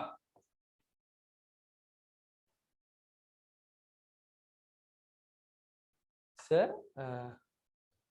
C එකේ ටියුට් එක නැහැනේ. C එක ටියුට් එකේ නැහැනේ කියලා කියනෝනේ. ටියුට් එක නැද්ද ඒක? එහම ඉතින් තරක්කාරී භාණ්ඩයක අලෙවි වන තරක්කාරී භාණ්ඩයකට රජයේ විශේෂිත බද්දක් පනවන ලදී පෙරදපළ මැදිහත් වීම තුලින් කෙබඳු බලපෑමක් ඇති කරන්නේ දැන් ප්‍රශ්නේ දක්වන්න. ඔයාලට C කියලා නෙමෙයි තියෙන්නේ ලොකු අංක 2 කියලා. ඔයාලට C කියලා නෙමෙයි තියෙන්නේ ලොකු අංක 2 කියලා තියෙන්නේ. පිටු අංක 5 ලොකු අංක 2 කියලා තියෙන්නේ. හරි. එතකොට මෙන්න පෙර ඉල්ලුම පෙර සැපයුම ඔන්න රුපියල් 5ක බද්දක් වැදුනොත් ඒ බද්දේ ඉඳලා සැපයුම වක්‍රය විතැන් වුණා වමට. හරි. ඔන්න වමට විතැන් වුණා. දැන් ළමයි මේ අලුත් සැපයුම් වක්‍රයත් එක්ක මොකක් හැදෙනවද අලුතින්? අලුත් සැපයුම් වක්‍රයක් එක්ක මොකක් හැදෙනවද? අලුත් සැපයුම් වක්‍රයත් එක්ක නව සමතුලිත මිලක් සහ නව සමතුලිත ප්‍රමාණයක් හට ගන්නවා. මෙන්න නව සමතුලිත මිල, මෙන්න නව සමතුලිත ප්‍රමාණය. මම නව සමතුලිත මිල 103යි ප්‍රමාණය 390යි කියලා දාන්නවා. මම නිකන් නගයන් දානවා. මෙතන වෙනකම් පැහැදිලිද? බද්දක් පනවද්දි විචල්්‍ය පිරිවැය වැඩි වෙලා සැපයුම අඩු වෙනවා. ඒ නිසා සැපයුම් වක්‍රය වමට විතැන් වෙනවා. එතකොට සමතුලිත මිල පෙරට වඩා වැඩි මිලක් වෙනවා. ප්‍රමාණය කලින්ට වඩා අඩු වෙනවා. ඒ ටික පැහැදිලිද? ඒ ටික පැහැදිලිද ළමයි? ඔව්. හැම වෙලේම සමතුලිත මිල ගෙවන්නේ පාරිභෝගිකයද නිෂ්පාදකයද? හැම වෙලේම සමතුලිතය ගෙවන්නේ පාරිභෝගිකයද නිෂ්පාදකයද? සමතුලිතය අදාළ කාටද? පාරිභෝගිකයට. එහෙනම් මේ තමයි බද්දෙන් පසු පාරිභෝගිකයා ගෙවන මිල. එහෙනම් මේ තමයි බද්දෙන් පසු පාරිභෝගිකයා ගෙවන මිල. මේ ප්‍රමාණය තමයි බද්ද. රුපියල් 5නේ. හරි. හොඳට මතක තියාගන්න. ඔබ සමතුලිතය හොයාගත්තට පස්සේ අලුත් සමතුලිතය ඔබට හම්බුනාට පස්සේ ඒ සමතුලිතයේ ඉඳලා පරණ සැපයුම් වක්‍රය වෙනකන් එන්න. ඒ සමතුලිතයේ ඉඳලා පරණ සැපයුම් වක්‍රය වෙනකන් එන්න. තේරුණාද ඒක? මම මේකේ ස්ටෙප් ඒ විදිහටම කරන්නේ. අලුත් සමතුලිතය හොයලා ඒ සමතුලිතයේ ඉඳලා පරණ සැපයුම් වක්‍රය වෙනකන් එන්න. ඇවිල්ලා මේ පැත්තට මිල මාක් කරන්න. මට දැන් ඔබෙන් උත්තරයක් ඕනේ. මෙන්න ආයෙ පෙන්නන. මෙන්න සමතුලිතයේ ඉඳලා අලුත් එකේ ඉඳලා පරණ එකට ඇවිල්ලා මේ පැත්තට මිලක් මාක් කරන්න. හරි. දැන් මට ඔබෙන් උත්තරයක් ඕනේ. දැන් මට කියන්න මේ වක්‍ර දෙක අතර පරතරයෙන් මොකක් නිරූපණය වුණාද? වක්‍ර දෙක අතර පරතරයෙන් හැම වෙලේම මොකක් නිරූපණය වුණාද? වක්‍ර දෙක අතර පරතරයෙන් මොකක් නිරූපණය වුණාද? බද්ද. එහෙනම් මෙතනත් මෙතන ඉඳලා මෙතනට මොකක් නිරූපණය වෙන්න ඕනේද? මෙන්න මෙතන ඉඳලා මෙතනට මොකක් නිරූපණය වෙන්න ඕනේද? මේ අතර බද්ද නිරූපණය වෙන්න ඕනේ. මේ අතරත් බද්ද නිරූපණය වෙන්න ඕනේ. මෙතන 103යි. බද්ද රුපියල් කීයද ළමයි? බද්ද රුපියල් කීයද? බද්ද රුපියල් කීයද? බද්ද කීයද? 5යි. කොහොමද 5යි කියලා කියන්නේ? මම ගාන පටන් ගද්දිම කිව්වේ බද්ද රුපියල් 5යි කියලා. බද්ද රුපියල් 5යි. එහෙනම් මෙතන 103යි නම් මෙතන කීයද ළමයි? 5ක් ගියාම 103න් 5ක් ගියාම කීයද? 98යි. දැන් ඒකක 390ට අදාළ සැපයුම් වක්‍රයේ කැපෙන තැන. ඒ කියන්නේ මේ රුපියල් 98 කියන මිල අයිති කාටද? ඔය 98 කියන මිල අයිති කාටද ළමයි? නිෂ්පාදකයාට. අපි මේකට කියනවා මොන මිලද? නිෂ්පාදකයාට ලැබෙන මිල. කතාව තව තේරෙන තැනකට ගේන්නේ. කතාව තව තේරෙන තැනකට ගේන්නේ. තේරෙන තැන මෙන්න මෙතන. කතාවේදී මම කිව්වා සාමාන්‍යයෙන් ඉස්සර උනේ රුපියල් 100ක් ගානේ ඒකක 400ක් ගන්න පාරිභෝගිකයා කඩේට ආවා. පාරේ. එයා ඇවිල්ලා නිෂ්පාදකයාත් 100 ගානේ 400ක් දුන්නා. වැඩේ සමතුලිතයි. වැඩේ නියමයට සිද්ධ වුණා. දෙන්න අතර සමතුලිතය හටගත්තා. අරයා රුපියල් 100 ගානේ එකක 400ක් ගන්න සල්ලි අරන් ඉවල බාණ්ඩ ගත්තා. නිෂ්පාදකයාත් එකක් 100 ගානේ 400ක් දුන්නා. දැන් වෙන්නේ පොඩ වෙනස් වැඩක්. දැන් බද්ද පැනෙව්වට පස්සේ පාරිභෝගිකයා කඩේට රුපියල් කීයක් අරන් එනවද? බද්දෙන් පසු පාරිභෝගිකයා කඩේට රුපියල් කීයක් අරන් එනවද ළමයි? බද්දෙන් පස්සේ.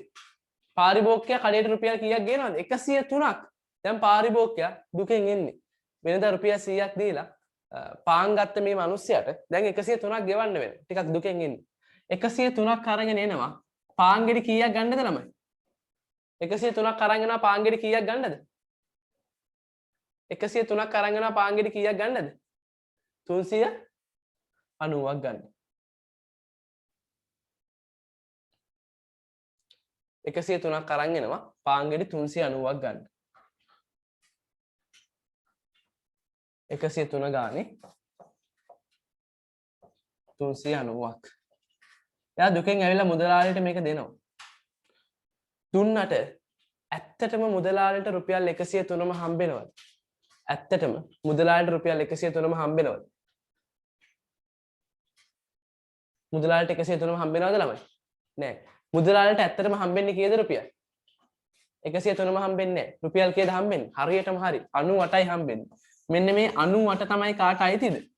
නිෂ්පාදකයට අයිති. ඒ නිසා ඇත්තටම 103ම හම්බෙන්නේ නැහැ. 98යි හම්බෙන්නේ. එහෙනම් මෙයා 103ක් ගෙනාවට මුදලාලිට හම්බෙන්නේ නිෂ්පාදකයට හම්බෙන්නේ 98යි. එයා 98 ගානේ තමයි 390 අලෙවි කරන්නේ. ඔබ අහනවා 103ක් දුන්න පාරිභෝගිකයා ගෙනල්ලා 103ක් අතටම නිෂ්පාදකයාගේ අතටම දෙනවා. ඇයි ඔයා කියන්නේ නිෂ්පාදකයාගේ අතට දුන්නට නිෂ්පාදකයාගේ සාක්කුවට 98ක් විතරක් යනවයි කියලා? කෝ ඉතුරු පහ? ඉතින් කෝ ළමයි? ඉතුරු පහ කෝ?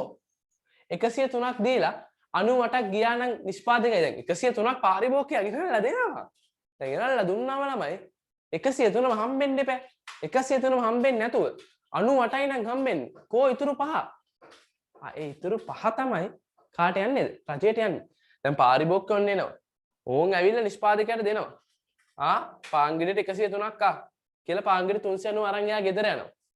නිෂ්පාදකයා 103 ගන්නවා. අරගෙන 98ක් සාක්කුවේ දා ගන්නවා. ඉතුරු පහ මෙහෙම අරගෙන රජයට දෙන්න ඕනේ. 103 98ක් එයාට අයිති. සාක්කුවේ ඉතුරු පහ රජයට දෙන්න ඕනේ. එහෙනම් මේ 103න් ඉතුරු පහ රජයට ඔබෙන් ඇහුවොත් රජයේ බදු ආදායම. රජයේ බදු ආදායම. එක ඒකකයකින් රුපියල් 5 ගානේ රජයේ ආදායම කීයද? එකකින් 5 ගානේ රජයේ භාණ්ඩ කීයක් අලෙවි කරාද? රජයේ නෙමෙයි නිෂ්පාදකයා භාණ්ඩ කීයක් අලෙවි කරාද? එකකින් 5 ගානේ කීයද ළමයි? ඒකක 390යි. එහෙනම් එකකින් 5 ගානේ 390යි. සේරම රජයේ ආදායම කීයද? 5 ගානේ 390ක් නම් thank you 1950යි. මේක හරියද කියලා බලන්න. 1950යි. හරි 1950යි. රජයේ ආදායම 1950යි. මේ ටික ප්‍රස්ථාරයට ගෙන්නද මම?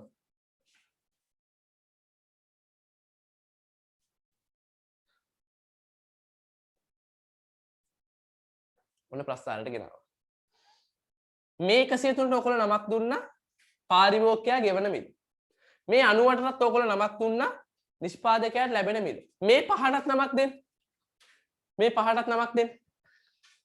98ක් දුන්න 103ක් දුන්නට 98යි නම් හම්බෙන්නේ ඉතුරු පහකෝ. ඒක තමයි බද්ද.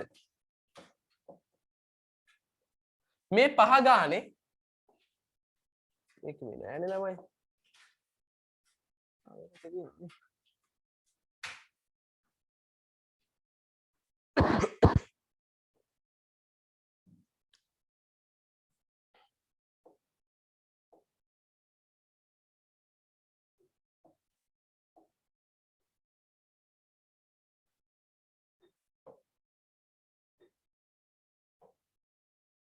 ගියානේ ළමයි ඉතින් පඬිතර කරන්න ගිහිල්ලා ආවා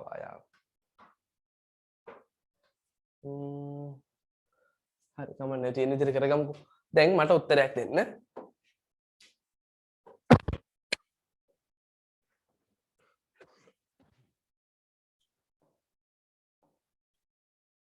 මේ කොටස මොකද්ද?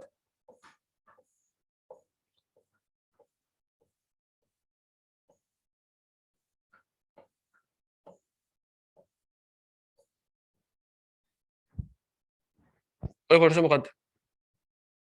රජයේ බදු ආදායම් very good. මේ කොටස රජයේ බදු ආදායම්. පොඩක් ඉඳලාද? ටිකක් පොඩක් highlight කරන්න.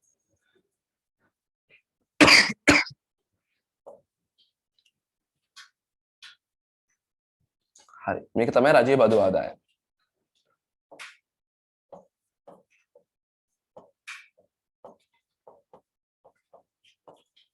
රජයේ බදු ආදායම.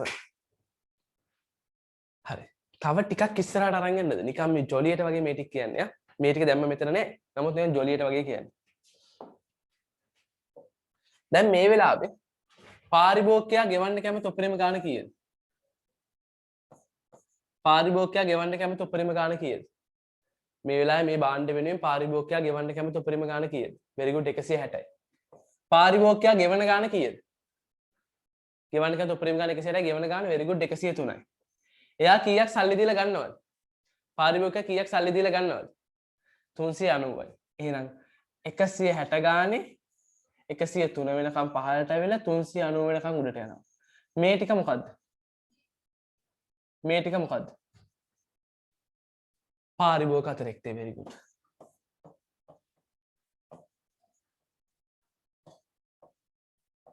හරි. මේ භාණ්ඩ වික්කම නිෂ්පාදකයාගේ අතට කීයක් හම්බ වෙනවද? මේ භාණ්ඩ වික්කම නිෂ්පාදකයාගේ අතට කීයක් හම්බ වෙනවද? භාණ්ඩ වික්කම very good 98ක් හම්බ වෙනවා. හොද්දට මතක තියාගන්න නිෂ්පාදන අතිරික්තය හොයද්දී ඔබට අලුත් සැපයුම් වක්‍රයක් හම්බුණාට පරණ කෙනාගේ මතකයේ පොඩ්ඩක් තියෙනවා. පරණ කෙනාගේ සුවද තියෙනවා. නිෂ්පාදන අතිරික්තය ළමයි පරණ කෙනාගේ සුවද තියෙනවා. එහෙනම් 98 අඩු කිරීම ගෙවන්න කැමති උපරිම ගානට ගන්න. sorry. නිෂ්පාදකයා බලාපොරොත්තු වෙන අවම මිලට ගන්නේ 15ද 10ද? පරණ කෙනාගේ සුවද තියෙනවා. එහෙනම් 15 ගන්න බෑ. 10ට තමයි අතිරික්ත හදන්නේ. හොඳට මතක තියාගන්න. බදු වලදී උනත් සහනාධාර වලදී උනත් පරණ කෙනාට තමයි නිෂ්පාදන අතිරික්තය ගන්න. පරණ කෙනාට කොහොමත් ඔයාලට තේරෙනවා ත්‍රිකෝණයක් එන්න නම් මේ පරණ කෙනාගෙන් තමයි කැපෙන්න ඕනේ. නිකන් මතක තියාගන්න හදිස්සිය විභාගය අමතක වුණොත් පරණ කෙනාගේ සුවද තියෙනවා නිෂ්පාදන අතිරික්තය හොයද්දී. මේ ටික මොකක්ද එහෙනම්? ගෙවන්න කැමති අතට හම් වෙන ගාන 98යි බලාපොරොත්තු වෙනවම ගාන 10යි ඒකක 390යි. මේ මොකද්ද නම? මේ මොකද්ද? නිෂ්පාදන අතිරික්තය.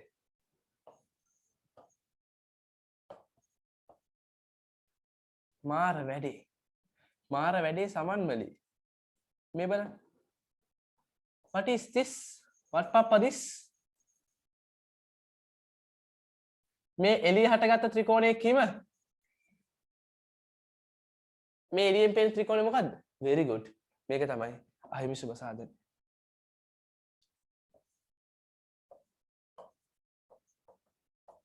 අහිමි සුබ සාධනය. පොඩි අවබෝධයක් ආවද මේක ගැන? දැන් මම එකපාර නිකන් ඔයගලන්ට නිකන් අර පොඩි එකපාරම නිකන් ජොලියට වගේ කියාගෙන ගියේ ළමයි ගානක් හදන්න කලින් මට හිතෙනවා පළවෙනි පාරම ඔයගලන්ට අවස්ථාව දීලා බලන්න ගාන හදන්න.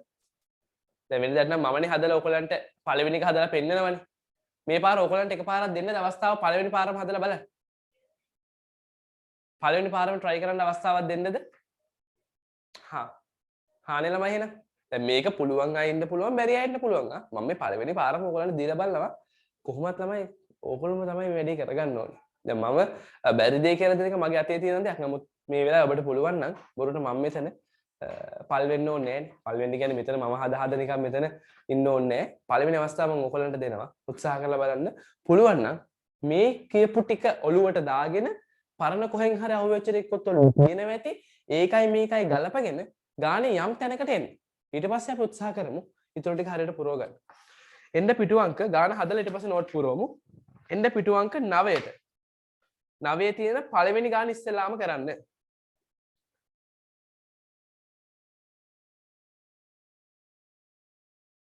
ඔව් 9 නෙවෙයි ළමයි. පිටු අංක 9 තියෙන 8 වෙනි ගාන ඉස්සෙල්ලාම කරන්න. පිටු අංක 9 තියෙන ඔහොමින්ද? ඔහොමින්ද යට කරන්නත් එපා. පිටු අංක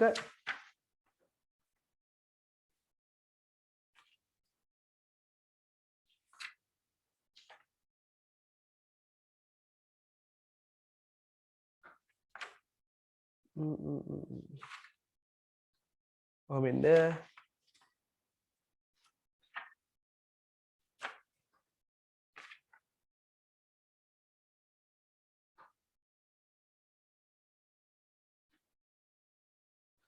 මෙතන පොඩක් හදාගන්න ළමයි.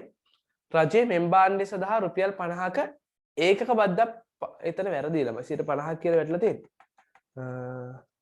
හරි මම ගාණක් දෙන්න ඒක ලියාගෙන ඊට පස්සේ හදමු. ඊට පස්සේ මේකේ තියෙනව හදමු. මම ගාණක් දෙන්න ඉස්සෙල්ලා. කොහෙන්ද ගාණ දෙන්නේ?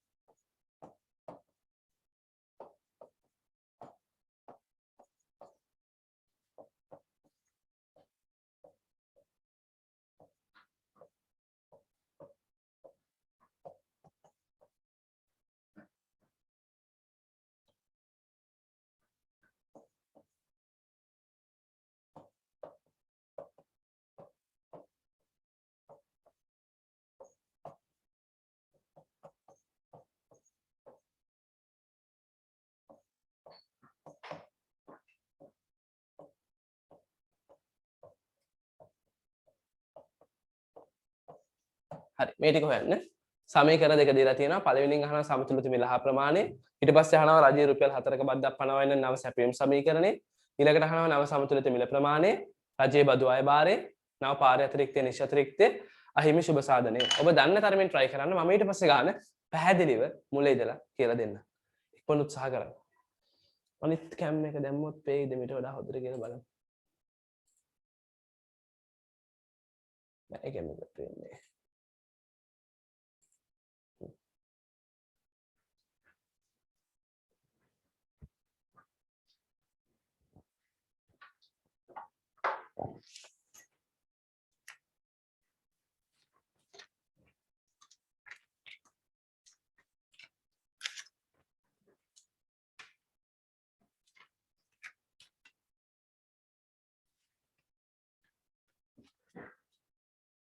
හදලා ඉවරලා chat එකේ හරි කියලා දාන්න.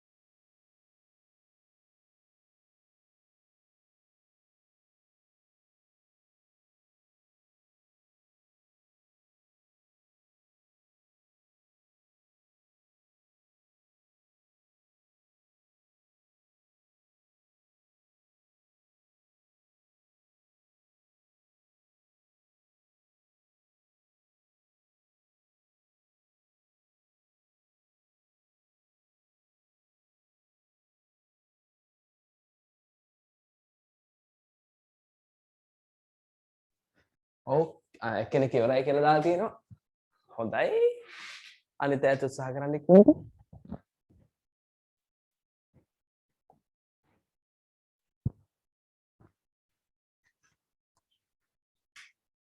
අනිත් අයත් ඉක්මනට try කරා.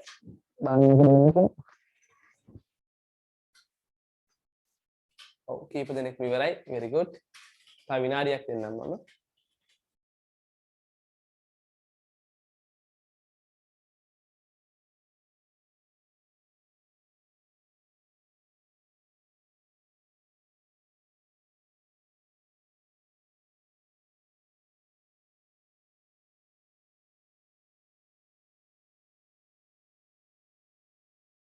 තම ලොකු අවබෝධයක් තියෙනවා මේ ගැන. ඔක කොහොම තියාගන්න. අපි නෝට් එක කම්ප්ලීට් කරාම ඔතනට එමු. හරි. ඔක කොහොම තියාගන්න. අමතක කරන්න එපා. නෝට් එකත් පුරවගෙන එමු නැත්නම් නෝට් එක අසම්පූර්ණ වෙනවා. හරි. මෙන්න ඉල්ලුම් වක්‍රය නොවෙනස්ව තිබියදී සැපයුම් වක්‍රයේ බද්ධය ප්‍රමාණයෙන් වමට විතයන් වන අතර සමතුලිතය වෙනස් වේ. සමතුලිත මේ ලිහිණ අතර ප්‍රමාණය අඩු වේ. හරි. ඉක්මනට මාක් කරගන්න මේක. මේක ලියලා ඉක්මනට මාක් කරගන්න. මේ අපි ඉන්නේ පිටු අංක 5 උඩම ප්‍රශ්නේ ලොකු අංක 2 කියන ප්‍රශ්නේ. ඉක්මනට මේක මාක් කරගන්න. ඉක්මනට මාක් කරගන්න.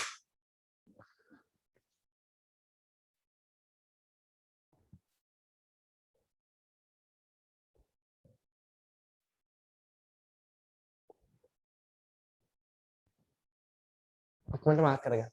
හරිනම් හරි කියලා කියන්නේ ඊට පස්සේ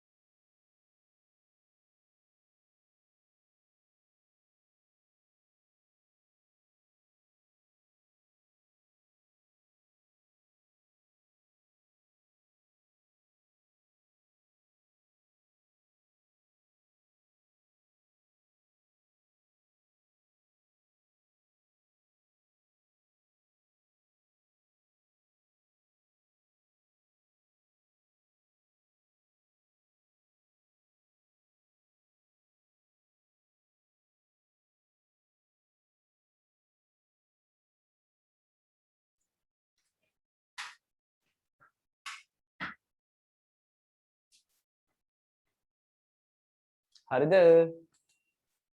මේක නෝට් එකක් දාගෙන ඉවරද?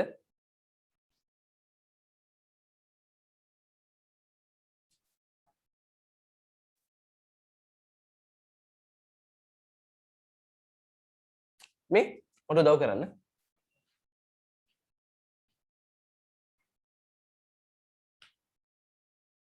හරි. උදව් ඕනේ. උදව් අවශ්‍යයි. මේ බලන්න. මේ මිල පෙර සමතුලිත මිල. මේ මිල මොකක්ද ළමයි? P2 කියලා කියන්නේ. දැන් සැපයුම් වක්‍රය මෙහෙට විතන් වුණානේ. දැන් P2 කියන්නේ මොකක්ද?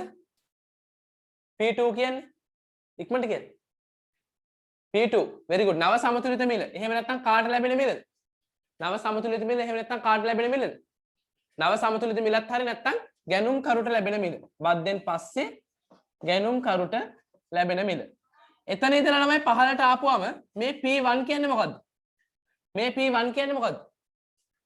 P1 කියලා කියන්නේ මේ පෙර එකනේ මෙයාගෙන් දැන් වැඩක් නැහැ. මේ P1 කියලා කියන්නේ very good නිෂ්පාදකයාට ලැබෙන මිල. නිෂ්පාදකයාට ලැබෙන මිල. මේකටම තව නමක් කියන්න පුළුවන් නිෂ්පාදකයාට ලැබෙන මිල. එහෙම නැත්නම් ශුද්ධ සැපයුම් මිල. නිෂ්පාදකයාට ලැබෙන මිල. එහෙම නැත්නම් ශුද්ධ සැපයුම් මිල. මේ කොටස P1 ඉඳලා P2 දක්වා කොටස P1 ඉඳලා P2 දක්වා කොටස මේ කොටස ළමයි මේක මොකද්ද? බද්ධ. P1 ඉඳලා P2 දක්වා කොටස බද්ධ. ඊළඟට අපෙන් අහනවා රජයේ බදු ආදායම. මේ කොටස බද්ධ.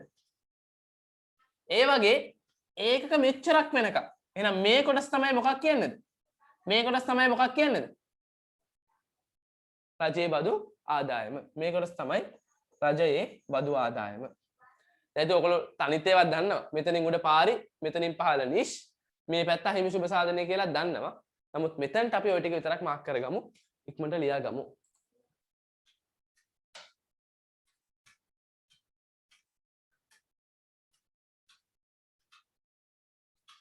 හරි ලිය. ඒකක බද්ධ P1 to P2 ගැනුම් කරු ගෙවන්න මිල ඒ ටික ඉක්මනට මාක් කරගන්න. ඒ ටික ඉක්මනට මාක් කරගන්න. ඒකක බද්ධ P1 ඉඳලා P2 දක්වා ගැනුම් කරු ගෙවන්න මිල P2 සැපයුම් කරු ලැබෙන මිල P1 බදු අය භාරය P2 E A P1 ඒ තියෙන්නේ මෙතන ඒ මෙතන ඉක්මනට මාක් කරගන්න.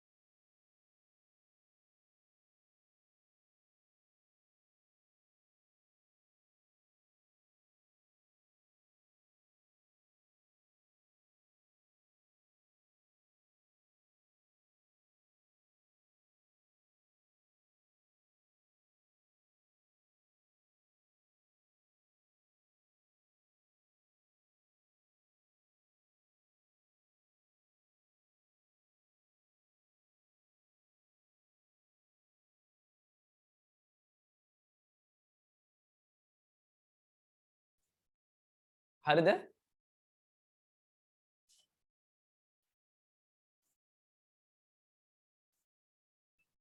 හරිද ලියලා ඉවරද?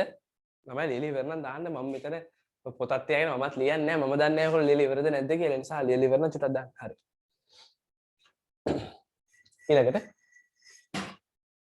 තරකාරී වෙළඳපොළ කලයවන එක්තරා භාණ්ඩයකට රජයේ විශේෂිත බද්දක් පනවන ලදී. මෙම නිසා සිදුවන දේ ප්‍රස්ථාර සරහණකින් පෙන්වන්න කියලා කියන. ඉතින් ආයෙත් කියන්න තියෙන්නේ සමතුලිත මිල වැඩි වෙනවා. සමතුලිත ප්‍රමාණය අඩු වෙනවා. බදු අය භාරයේ මේ කොටුව උඩ ටික පාරේ කරස්තන. පහළ ටික නිශ්චතරික්තය පැත්තෙන් අහිමි සුබ සාධනය. හරි. ඉක්මනට මේක ඇදගන්න. අදින්න තියනවද? yes අදින්න තියෙනවා. ඉස්සලාම ලියා ගන්න වෙනවා නේ ඔයගොල්ලන්ට. බදු අය කිරීමේදී නෑ ඒක නෑ ඔයගොල්ලන්ට දාලානේ. කොහොමින්ද? කොහොමින් ළමයි? ඒකම තමයි කලින් කොහොමද? හරි. බදු අය කිරීමේදී අධිබදු බරක් යන අදහස් කරන්නේ කුමක්ද? කිසියම් භාණ්ඩයක නිෂ්පාදකයන් මත බද්දක් පනවනු ලැබුවොත් හටගන්නා අධිබදු බර ප්‍රස්ථාරකින් පෙන්නන. කලින් ප්‍රශ්නෙම ආයෙ දාලා තියෙන්නේ. දැන් අධිබදු බරක් කියන්නේ මොකක්ද? අධිබදු බරක් කියන්නේ ළමයි උදාහරණයක් මෙහෙම හිතන්නකෝ. දැන් බද්දක් පනවපුවම ඒකේ අවාසිය කාටද? පාරිභෝගිකයටයි නිෂ්පාදකයටයි දෙන්නට මේකෙන් අවාසියනේ. එක ගයිද? පාරිභෝගිකයට නිෂ්පාදකයට දෙන්නටම අවාසි කියන එක ගයිද? එක ගයි. එකක වෙන්න එපා. එතකොට මට ප්‍රශ්නයක් තියෙනවා. මේ අවාසිය පෙන්වන්නේ කොහෙන්ද ළමයි?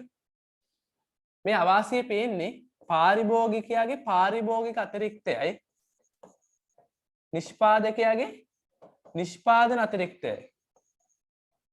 මේවා මොනවා වෙනවද? පාරිභෝගික අතිරික්තය නිෂ්පාදන අතිරික්තය මොනවා වෙනවද ළමයි? අඩු වෙනවා. ඒවා අඩු වෙනවා. අපි නිකන් හිතමු බද්දක් නිසා ඔබම කිව්වනේ මේවා අඩු වෙනවයි කියලා. අපි නිකමට හිතමු පාරිභෝගික අතිරික්තය 500ක් අඩු වෙනවා. නිෂ්පාදන අතිරික්තය 400ක් අඩු වෙනවා.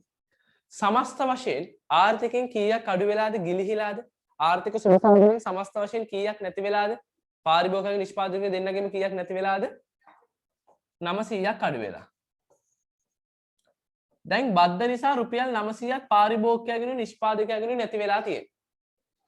දැන් අනිවාර්යයෙන්ම හරිනම් මෙහෙම 900ක් නැති වුණා නම් පාරිභෝගිකයාගේ අතිරික්තෙන් ඒ කියන්නේ පාරිභෝගිකයාගේ වාසියෙන් 500කුයි නිෂ්පාදකයාගේ වාසියකින් 400කුයි සේරම 900ක් නැති වුණා නම් මේ 900 ආදායම කාට හම්බෙන්න ඕනද?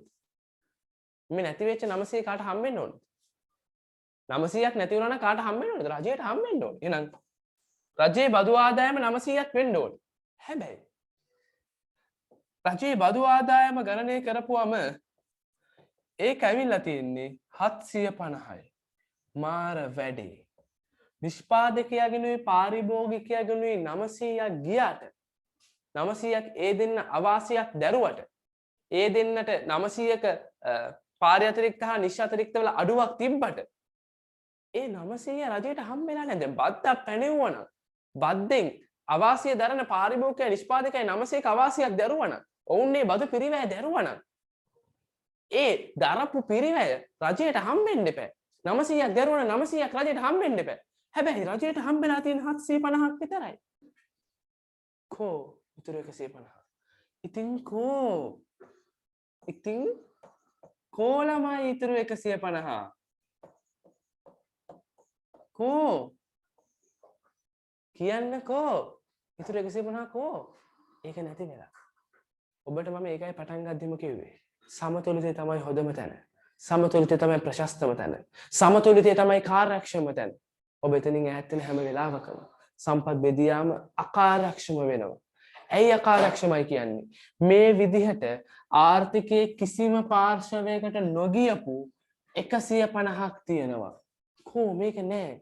ආර්ථිකයේ මත කාටවත් හම්බෙච්ච නැති පිරිවැයක් ජනිත වෙලා අධිබදු බරක් බද්ද නිසා 150ක් ආගියතක් නෑ. දැන් මේ බද්ද ආයේ කරන්න බද්දෙන් එන වාසියත් එක්ක මේ 150 කාටවත් හම්බෙලා නෑ. මේ ආර්ථිකයෙන් ගිලිහිලා ගිහිල්ලා සමාජයෙන් අහිමි වෙලා ගිහිල්ලා. ඒ නිසා අපි මේ 150 කාටවත් නොලැබිච්ච නිසා අපි මේකට කියනවා අහිමි සුබ සාධනය. ඒකටම තමයි තව නමක් කියන්නේ අධිබදු බර. බද්ද නිසා දරපු වැඩිපුර බර. බද්දෙන් පාරිභෝගික නිෂ්පාදකයා දරනවා 900ක බරක්. ඒ බරේ වාසියෙන් හම්බෙන්නේ 750ක් විතරයි රජයට. වැඩිපුර බරක් දරලා පාරිභෝගික 150ක. රජයට 750ක බදු ආදායමක් දෙන්න. හරිනම් පාරිභෝගිකයා දරන්න ඕනේ කීයක බද්දක්ද? කීයක බදු බරක්ද දරන්න ඕනේ? හරිනම් 750ක බදු ආදායමක් රජයට දෙන්න. පාරිභෝගිකයා නිෂ්පාදකයා කීයද දරන්න ඕනේ? හරිනම් 750යි. රජයට 750ක් දෙන්න පාරිභෝගිකයා නිෂ්පාදකයා හරිනම් දරන්න ඕනේ 750යි. හැබැයි මේ සම්පත් බෙදීම අකාර්යක්ෂම වීම නිසා සමතුලිතයෙන් ඈත් වීම නිසා 750ක බදු ආදායමක් දෙන්න 900ක් දරන්න වෙලා 150ක් ආගිය අතක් නෑ. ඒ කියන්නේ 150ක් පාරිභෝගික නිෂ්පාදකයා නිකන් දරලා. ඉතින් අපි මේ 150ට කියනවා අහිමි වෙලා ආර්ථිකයට අහිමි සුබ සාධනෙ. එහෙම නැත්නම් වැඩියෙන් දරපු බදු බර. අධි බදු බර. පැහැදිලිද? පැහැදිලිද? කාටවත් හම්බෙන්නේ නැති කොටසක් කියන එක පැහැදිලිද? එහෙනම් ලියමු. බද්දක් පැනවීම නිසා ලියන්න.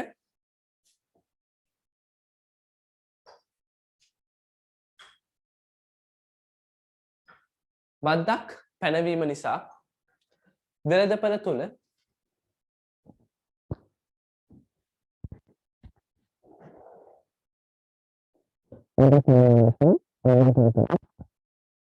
कुटुंब निष्पादन आयतन तीरण ගැනීමේ විකෘති වීම कुटुंब निष्पादन ආයතනවල තීරණ ගැනීමේ ක්‍රියාවලිය විකෘති වීම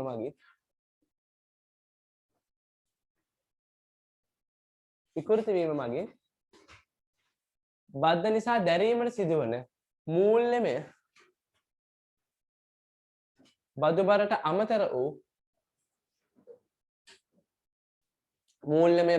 අමතර වූ අතිරේක බදු බරක් මූල්‍යමය බදු බරට අමතර වූ අතිරේක බදු බරක් ආර්ථිකයේ මත පතිත වේ.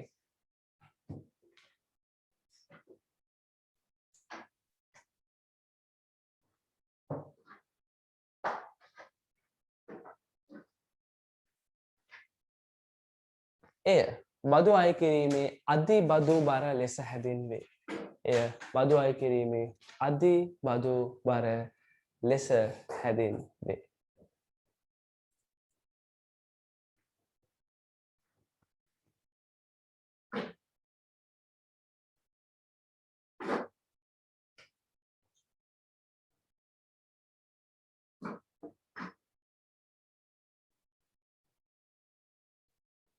හරිද ළමයි?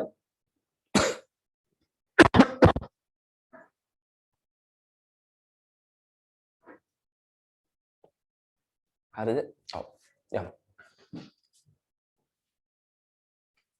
බද්ධයේ බලපෑම නිසා නිෂ්පාදන ආයතන කුටුම්බ විසින් නිෂ්පාදනය හා පරිභෝජනය පිළිබඳ කරන තේරීම් වෙනස් කිරීමට සිදුවේ.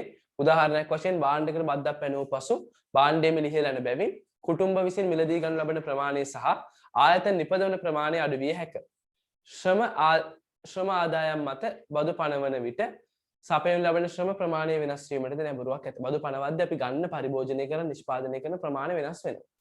බදු පැනවීම නිසා මෙලෙස තීරණ ගැනීමේ ක්‍රියාවලිය විකෘති වීමෙන් නිෂ්පාදකයන්ට හා පාරිභෝගිකයන්ට අහිමි වන ආර්ථික අතිරික්තයේ ප්‍රමාණය අධි බදු බර ලෙස හැඳින්වේ. මෙහෙම බදු ගහපුවම මේ ක්‍රියාවලිය නිසා පාරිභෝගිකයන්ට නිෂ්පාදකයන්ට අහිමි වෙනවා ආර්ථික අතිරික්තයේ කොටසක්. ඒක අධි බදු බර කියලා කියනවා. එම මූල්‍යමය බදු බරට අමතරව හටගන්නා අතිරේක බදු බරක්. ඒ කියන්නේ සාමාන්‍යයෙන් ළමයි අර නිෂ්පාදන අතිරික්තය සහ පාරිභෝගික අතිරික්තයෙන් කොටසක් අහිමි වෙනවා. ඒකට අපි කියනවා බදු බර කියලා. මේක පොඩ්ඩක් හදා ගන්න ඕන ඔයගලන්ට. බදු පැනවීම නිසා මෙලෙස තීරණ ගැනීමේ ක්‍රියාවලිය විකෘති වීමෙන් නිෂ්පාදකයන්ට හා පාරිභෝගිකයන්ට අහිමි වන ආර්ථික අතිරික්තයේ ප්‍රමාණය අධි බදු බර ලෙස හැඳින්වා දිය හැක. එය මූල්‍යමය බදු බරට අමතරව හටගන්න අතිරේක බදු බරකි. ඒ කියන්නේ අර රජයේ මං කිව්වේ ඒකයි. පාරි අතිරික්ත වලට පාරිභෝගික අතිරික්ත නිෂ්පාදන අතිරික්තය අහිමි වෙනවා 900ක. හරිනම් 900ම රජයට හම්බෙන්න එපා. හැබැයි රජයට යන්නේ 750යි. ඒතර පාරිභෝගිකය 750ක් රජය වෙනුවෙන් බදු දැරුවා මුදල් මේ වශයෙන්. මුදලේ. හැබැයි තව 150කුත් අහිමි වෙලා. ආර්ථිකයට අහිමි වෙලා ඒක අධි බදු බර කියලා කියනවා. මෙන්න ඇඳලම පෙන්වන්න පුළුවන්. මෙන්න මේ ත්‍රිකෝණය තමයි අධි බදු බර කියන්නේ. ප්‍රස්ථාරය ඇසුරෙන් පෙන්වුවොත් මෙන්න මේ ටික තමයි අධි බදු බර. හරි ඇඳලා පෙන්න ගන්න. ඇඳලා පෙන්න ගන්න. ඉක්මන් කරන්න.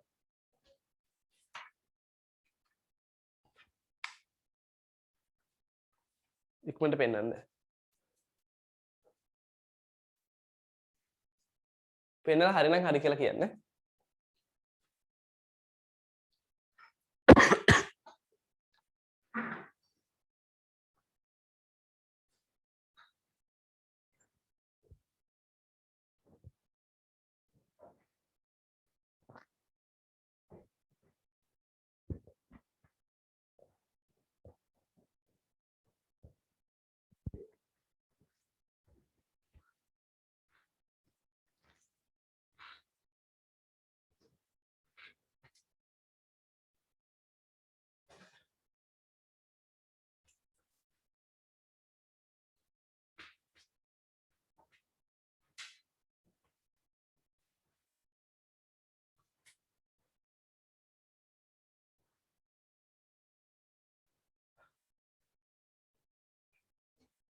හරි හරිද ළමයි එහෙනම් යන්නද ඉස්සරහට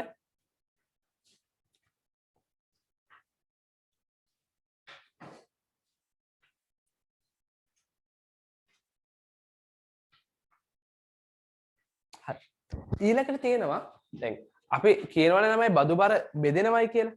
නිෂ්පාදකයා හා පාරිභෝගිකයා අතර බදු බර බෙදෙනවා. ඒතකොට ඒකට සූත්‍රයක් තියෙනවා. අපි ඒක පොඩ්ඩක් කතා කරන්න කලින් එන්න පිටුවන් කටට. ඒක අපි ඊළඟට කතා කරමු. එන්න පිටුවන් කටට. මේ බදු බර බෙදියන ආකාරය අන්තිමට කතා කරමු. එන්න පිටුවන් කටට. මෙන්න තියෙනවා. හරි. මෙන්න තමයි පිටුවන් කටේ තියෙනවා ප්‍රස්ථාර සරහනක්. අපි දැන් මේ ගැන ඉගෙනගෙන තියෙන එකයි මම කිව්වේ මේක ලේසියෙන් අපිට ඉවර කරගන්න පුළුවන්. ඔන්න බලන්න මේකත් අපි කරගෙන යමු ඉක්මනට. හරි. මට කියන්න දැන් මේ සියරම එකපාර මාක් කරගෙන යමුවා. මේ ඔන්න බද්දක් පනවලා තියෙනවා. මේ මොකද්ද ළමයි? ඒක ඉදලා මාක් කරමු. S කියන්නේ මොකද්ද? S කියන්නේ මොකද්ද? මේක S කියලා පෙන්නලා තියෙන්නේ මොකද්ද? very good. බද්දට පෙර සැපයුම් වක්‍රය. බද්දට පෙර සැපයුම් වක්‍රය. බද්ද පැනෙව්වට පස්සේ මේක විතන් වෙලා තියෙනවා S T වලට. මේක මොකද්ද? බද්දෙන් පසු සැපයුම් වක්‍රය. බද්දෙන් පසු සැපයුම් වක්‍රය. හරි. මේ මොකද්ද ළමයි P1 කියලා කියන්නේ? බද්දට පෙර සැපයුම් වක්‍රයත් එක්ක එන මේ මොකද්ද මේ P1 කියලා කියන්නේ?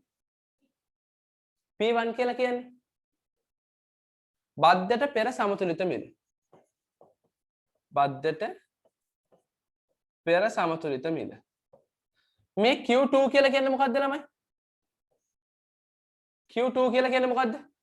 Q2 බද්දට පෙර සමතුලිත ප්‍රමාණය. බද්දට පෙර සමතුලිත ප්‍රමාණය. හරි. දැන් බද්ද පැනෙව්වට පස්සේ මෙන්න මෙතන අලුතෙන් හට ගන්නවා සමතුලිතයක්. මේ මොකද්ද ළමයි? මේ හට ගන්න සමතුලිතය මොකද්ද? ඒ මොකද්ද? very good. නව සමතුලිතය.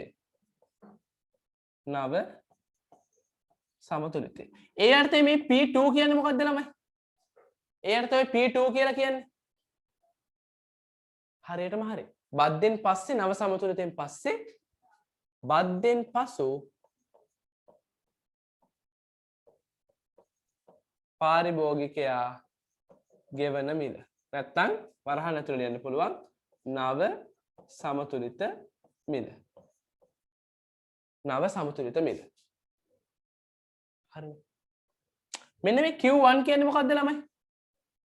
නව සමතුලිත මිල P2.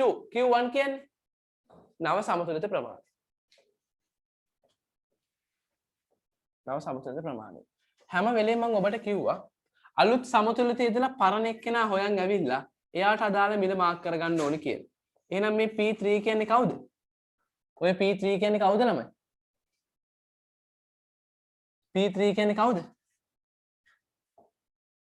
P3 කියන්නේ කවුද? සුද්ධ සැපයුම් මිල නැත්තම් සුද්ධ සැපයුම් මිල නැත්තම් බද්දෙන් පසු නිෂ්පාදකයාට ලැබෙන මිල. හරි. මෙතන පාරිභෝගිකය ගන්න. හරි. දැන් තමයි උත්තර ටික මට ඔබ දෙන්න ඕනේ. ආ පිළිවෙලට. ඔන්න දැන් තමයි ගේම යන්නේ.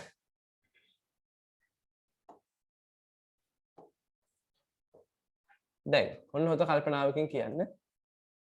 මේ ටික මොකද්ද?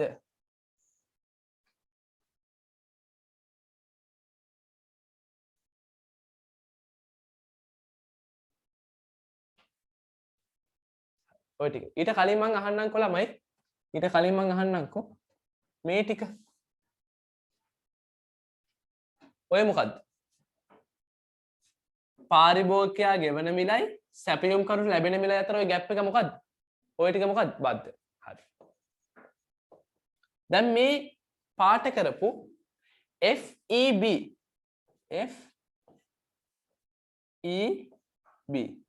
මේ FEB කියන්නේ මොකද්ද ළමයි? very good. රජයේ බදු ආදායම. රජයේ බදු ආදායම. very good. රජයේ බදු ආදායම. මේ රජයේ බදු ආදායමට ඉහළින් තියෙන මෙන්න මේ කොටස මොකද්ද? ඔය රජයේ බදු ආදායමට ඉහළින් තියෙන ඔය කොටස මොකද්ද? රජයේ බදු ආදායමට ඉහළින් තියෙන ඔය කොටස මොකද්ද? very good. පාරිභෝගික අතිරික්තය. පාරිභෝගික අතිරික්තය. මේ කොටස මොකක්ද ළමයි? මේ රජයේ බදු අය භාරයට පහළින් තියෙන මේ ත්‍රිකෝණය මොකක්ද? රජයේ බදු අය භාරයට පහළින් තියෙන ওই ත්‍රිකෝණය මොකක්ද? very good. නිෂ්පාදන අතිරික්තය.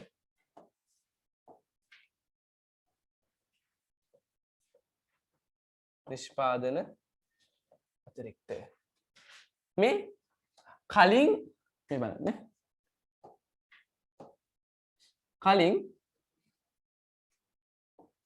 කලින් පාරිභෝගිකයා මේ ටික දැරුවා. කලින් නිෂ්පාදකයා මේ ටික දැරුවා. දැන් පාරිභෝගිකයා දරන්නේ මේ ටික. දැන් නිෂ්පාදකයා දරන්නේ මේ ටික. අවුලක් නෑ රජයටත් කොටසක් ගියා. හැබැයි කලින් තිබ්බ පාරිභෝගික හා නිෂ්පාදන අතිරික්ත වලින් මේ කොටස් දෙක පාරිභෝගිකයටයි නිෂ්පාදකයටයි අහිමි වෙලා තියෙනවා. හැබැයි රජයට ගිහිල්ලත් නැහැ. දැන් පාරිභෝගිකයට නිෂ්පාදකයටයි F E B D C ඔය ටිකම අහිමි වුණා. අතිරික්ත වලින් අහිමි වුණා. හැබැයි මේ F එකයි E එකයි B එකයි රජයට ගියා. මූල්‍ය මේ වශයෙන් රජයට ඒ බද්ද හම්බුණා. හැබැයි මේ D එකයි C එකයි රජයට හම්බුනේත් නැහැ. පාරිභෝගිකයන් අහිමි වුණා. කාටවත් ආර්ථිකයක අහිමි හම්බුනේ නැහැ. කාටවත් හම්බුන්නේ නැහැ කියලා කියන්නේ අහිමි වෙලා හැමෝටම. ඒකට මොකක් කියලා කියනවද ළමයි? ආර්ථිකේ කාටවත් හම්බුන්නේ නැහැ. අහිමි වෙලා. very good. ඒකට තමයි කියන්නේ මොකක් කියලාද? අදි බදු බරය. තව නමක්. අදි බදු බර එහෙම නැත්නම් තව නමක්. අදි බදු බර එහෙම නැත්නම් තව නමක්. අහිමි සුබ සාධනය. හරි. සටස් පටස් ටීස් ගාලා මේ ටික මාක් කරගන්න. ඩෝම් පටෝන් ගාලා මේ ටික මාක් කරගන්න. කැමති අය හිමීට පාට කරගත්තත් කමක් නැහැ. මම විනාඩි දෙකක් දෙන්න ඉක්මන් කරන්න. පේනව නේද මම පැහැදිලිව? බෝඩ් එක පැහැදිලිව පේනව නේද?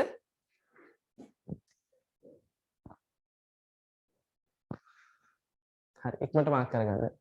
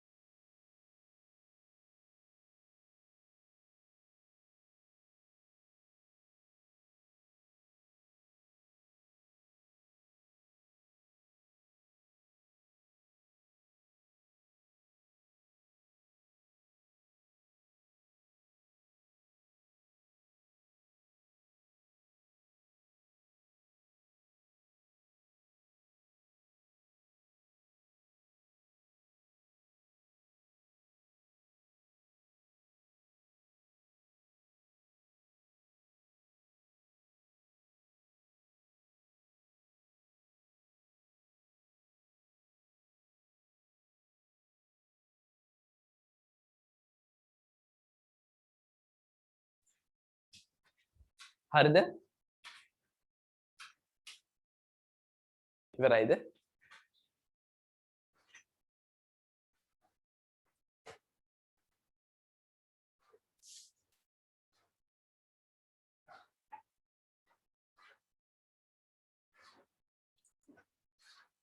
හරි. එහෙනම් මම යනවා ඉස්සරහට.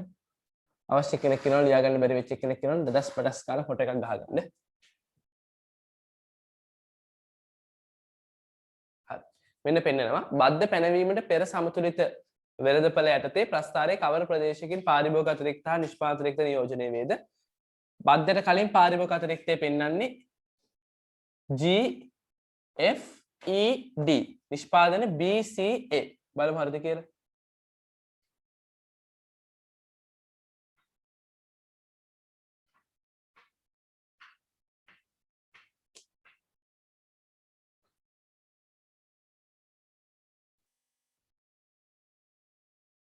හරි මෙන්න පෙන්නනවා පාරිභෝගික GFED නිෂ්පාදන ABC හරි නේ ළමයි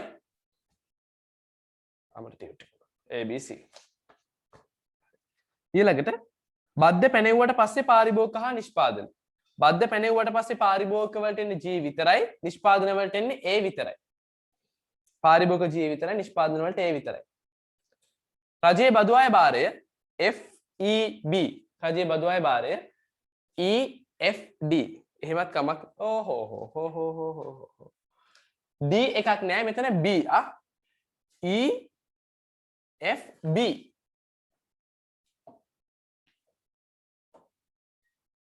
not D it is B E plus B plus F E B සම ඊළඟට බද්ධ නිසා අහිමි ශුභ සාධනය අර පැත්ත තියෙන ත්‍රිකෝණ දෙක D සහ C අහිමි ශුභ සාධනය D සහ C එයා අහිමි ශුභ සාධනයට මධ්‍ය බදු බර පරිවාරක පිරිවැය මේ වචනත් පාවිච්චි කරනවා පිටු අංක 9 උඩ ගානක් තියෙනවා මෙන්න මේක ඒ ගාන උඩ ලියා ගන්න නම් ඔතනට වැරදිලා එක වැටලා තියෙනවා ඔය ගාන කොටු කරලා ලියා ගන්න සම්පූර්ණ ගානම කොටු කරගන්න ඔය ගාන වටිනාකම් මත බදු ආශ්‍රිත ගණනකි වටිනාකම් මත බදු ආශ්‍රිත ගණනකි ගණිතමය ගැටලුවක් මේක මේ මෙතනට අදාළ එකක් නෙවෙයි මේක වටිනාකම් මත බදු ආශ්‍රිත ගානක් ඒ කියන්නේ අපි කිව්වර 50 වගේ එන ඒවා භාණ්ඩයේ විලෙන් වටිනාකම් මත 50ක් බදු ගහනවා ඒවා සිලබස් එකේ නැහැ කිව්වා හැබැයි ටිකක් අපිට කතා කරන්න පුළුවන් කිව්ව ඒකක් තමයි මේ තියෙන්නේ පාඩම අවසානයේ අධ්‍යයනය කරනු ලැබේ පාඩම අන්තිමට මේ ගාන හදන හැටි මම කියලා දෙනවා. ඒ නිසා දැනට කලබල වෙන්න එපා. මේක වටිනාකම් මත බදු ගානක්. ඔබේ බදු අපි ඉගෙන ගත්ත අද බදු වලට අදාළ ගානක් නෙවෙයි. අපි ගානක් එක්ක ඉතුරු ටිකත් එක්ක අපි හම්බෙමු ඊළඟ දවසේ බදු ඉවර කරන්නම බලාගෙන. හරි. එහෙනම් අපි මේ වෙද්දි පිටු අංක 8 වෙනකන් සම්පූර්ණයෙන්ම කම්ප්ලීට් නේ ළමයි. නෑ. බදු බර බෙදී යාමේ කොටසක් තියෙනවා. ඒකත් සාකච්ඡා කරලා පුළුවන් අය කල්පනාවෙන් try at home වල පුළුවන් අය කල්පනාවෙන් try at home වල 9 වෙනි ගාන try කරලා බලන්න.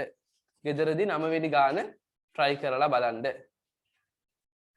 9 වෙනි ගාන try කරලා බලන්න. 10ත් පුළුවන් අය උත්සාහ කරලා බලන්න. 9 10 පුළුවන් අය උත්සාහ කරලා බලන්න. හරි. මම දීපු ගාන හදමු කියලා කියනවා. ඒ ගාන නෑනේ ළමයි. ඒකනේ ප්‍රශ්නේ. ඒ ගාන ආයෙ බලලා හදන්න වෙනවා. ගාන තිබ්බොත් අපි හදමු අනිවාර්යයෙන්. තියෙනවා. හරි. මන් දුන්න ගාන එහෙනම් ළමයි පොඩ්ඩක් හදලා බලමුද? හරි. හැමෝම ගාන හැදුවද? ඒ ගාන බලමුද ළමයි? බලමු. මාර උනන්දුවක් නෙන්නේ ඔයගලන්ට නේ. හොඳයි ළමයි. හරි. මේ බලන්න ඉස්ලාම සමතුලිත මිල හා ප්‍රමාණය. දැන් මේක තේරෙන්නේ නැති කට්ටිය ප්‍රශ්නයක් නෑ. දැන් මම මේක දුන්න නිසා මම හදලා පෙන්නන්නම්. ඊළඟ දවසේ අපි මේවා හදනවා. QD සමානයි QS වලට. QD 600 ඍණ 10ක් P සමානයි ඍණ 200 ධන 10ක් P. 800 සමානයි 20ක් p p සමානයි 40යි. සමතුලිත මිල 40යි. සමතුලිත ප්‍රමාණය qd ආදේශයෙන් qd සමානයි 600 ඍණ 10ක් p 600 ඍණ 10 වැඩි කිරීම 40 600 ඍණ 400 උත්තරේ 200යි. සමතුලිත මිලයි ප්‍රමාණයයි හෙව්වා.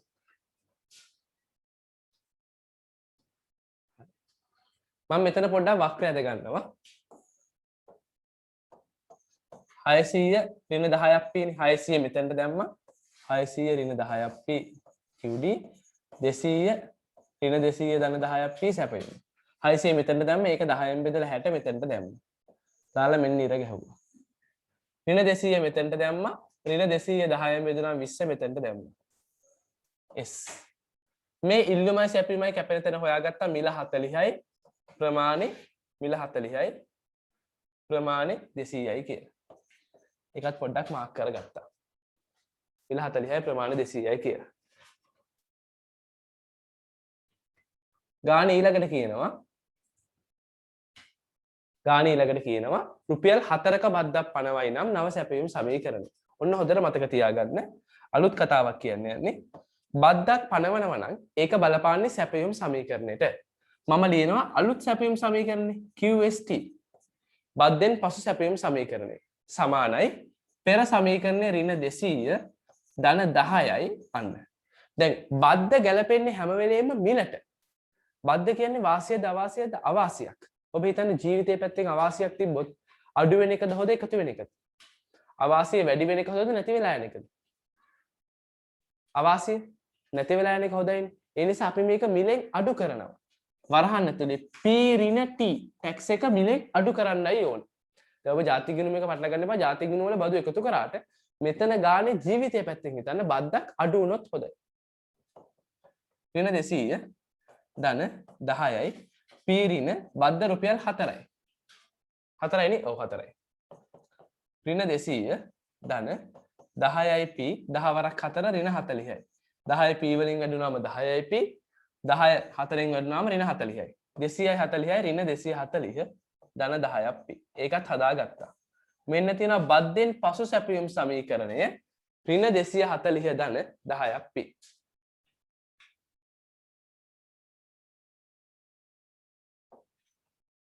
ඍණ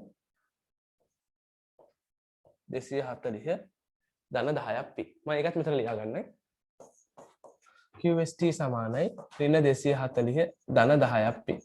මම ඒක මෙතන අදිනවා 240 නම් 240න් පටන් ගන්නෙ. ඒක 10න් බෙදුණා 24යි. ඔන්න ඇන්දා.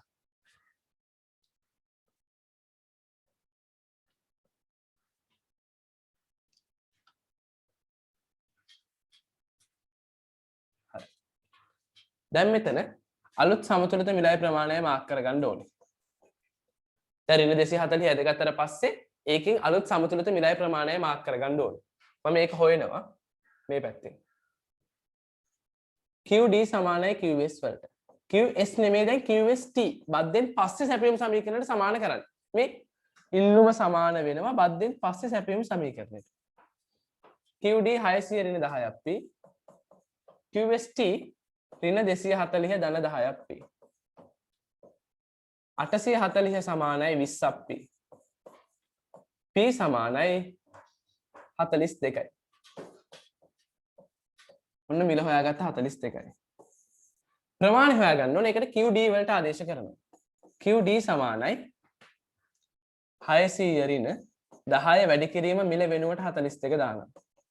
600 ඍණ 420 උත්තරේ එනවා 180යි. ඔන්න අලුත් සමතුලිත මිලයි ප්‍රමාණයයි දෙකම ආවා. දැන් මම හැමදාම කියනවා වගේ ළමයි අලුත් එක්කෙනා හම්බුනාට පස්සේ එයත් එක්ක පරණ එක්කෙනා ළඟට ඇවිල්ලා හූ මේ මගේ අලුත් එක්කෙනා කියලා පෙන්නලා යන්න ඕනේ. ඔන්න පෙන්නන්න යන්න. ඔන්න අලුත් සමතුලිතේ එයත් එක්කෙනා පරණ වක්‍රය හොයාගෙන ඇවිල්ලා මෙන්න පෙන්නලා යන්න. කොහොමද පෙන්නන්නේ? මේ වක්‍ර දෙක අතර පරතරය රුපියල් 5ක් වෙන්න ඕනේ. ඇයි මේ රුපියල් 4ක් වෙන්න ඕනේ. ඇයි හැම වෙලේම සැපයීම් වක්‍ර දෙක අතර පරතරයෙන් පේන්නේ බද්ද. බද්ද රුපියල් 4යිනේ. එහෙනම් මෙතන ඉඳලා මෙතනට දුරත් 4ක් වෙන්න ඕන. 42 නම් මෙතන 4ක් නම් මෙතන පරතරේ මෙතන කීය වෙන්න ඕනේද? very good 38 වෙන්න ඕනේ. නම් කරගත්තොත් මේ 42 කියන්නේ කාට අදාළ මිලද? බද්දෙන් පස්සේ පාරිභෝගිකයා ගෙවන මිල. බද්දෙන් පසු පාරි ගෙවන මිල. 38 කියන්නේ බද්දෙන් පසු නිෂ්පාදකයාට ලැබෙන මිල. මේ ටික බද්ද. ඔය ටික බද්ද. හරිද ළමයි? හරිද? එතනට වෙනකන් හරි. දැන් ඊළඟට අහනවා අපෙන් රජයේ බදු අය බාර. දැන් මේවා තේරෙන්නේ නැති කට්ටිය ගණන් ගන්න එපා. ඊළඟ දවස් අපි මේවා කරනවා. මම අර පුළුවන් කට්ටියට ගාණක් දුන්නානේ. රේයයි පොඩක් ගාන හදලා පෙන්නන්න කියපු නිසා මේ හදලා පෙන්නන්නේ. හරි. දැන් අපෙන් අහනවා රජයේ බදු අය බාරය. මම ගන්න යන්නේ රජයේ බදු අය බාරය.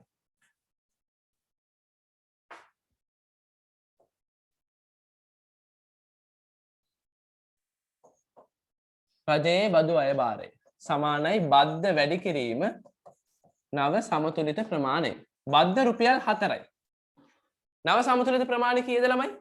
බද්ද 4යි. නව සමතුලිත ප්‍රමාණය 180යි. කීයද එහෙනම් බදු අය බාරය? 4 ගාන 180ක් කීයද? 720යි. very good. 720යි. 4 ගාන 180ක් 720යි. දැන් බද්දෙන් පසු පාරිභෝගික අතිරික්තය. බද්දෙන් පසු පාරිභෝගික අතිරික්තය. පාරිභෝගිකයා ගෙවන්න කැමති උපරිම මිල කීයද? පාරිභෝගිකයා ගෙවීම 60යි. පාරිභෝගිකයා ගෙවන්න කැමති උපරිම ගාණ 60යි. දැන් එයා කඩේට ගිහිල්ලා ගෙවන්නේ 40ද 42ද? very good 42යි. බෙදනවා දෙකෙන්. එයා කීයක් ගන්නවද ළමයි? කඩෙන් බාන්න කීයක් ගන්නවද? very good 180යි. මෙන්න මේ ටික තමයි පාරිභෝගික අතිරික්තය. මෙන්න මේ ටික තමයි පාරිභෝගික අතිරික්තය. ඔය ටික. කීයද ළමයි කැල්කියුලේෂන් එක? 1620යි. ස්තුතියි. 1620යි පාරිභෝගික අතිරික්තය. ඊළඟට බලමු නිෂ්පාදන අතිරික්තය.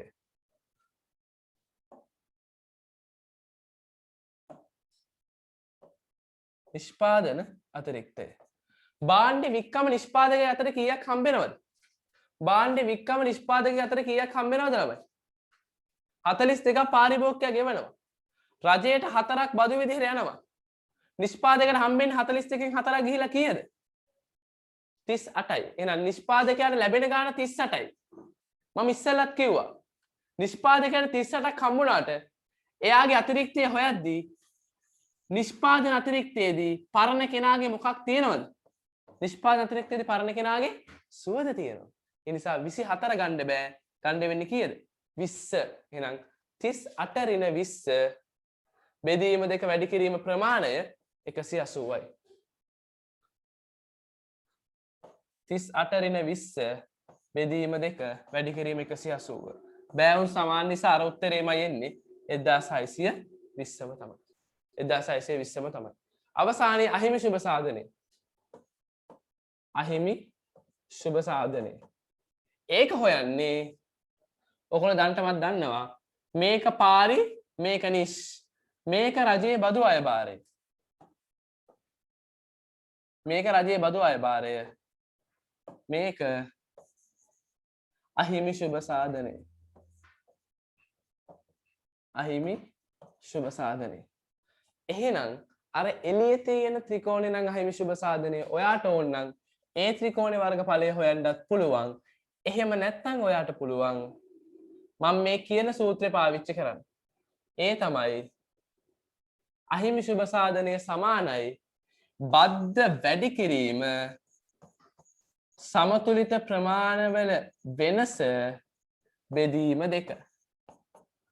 බද්ධ රුපියල් 4යි බද්ධ රුපියල් 4යි සමතුලිත ප්‍රමාණ 200 ඉඳලා 180ට 20යි වෙනස 20යි මේ වෙනස සමතුලිත ප්‍රමාණවල වෙනස මේ තියෙන්නේ 20යි. එහෙනම්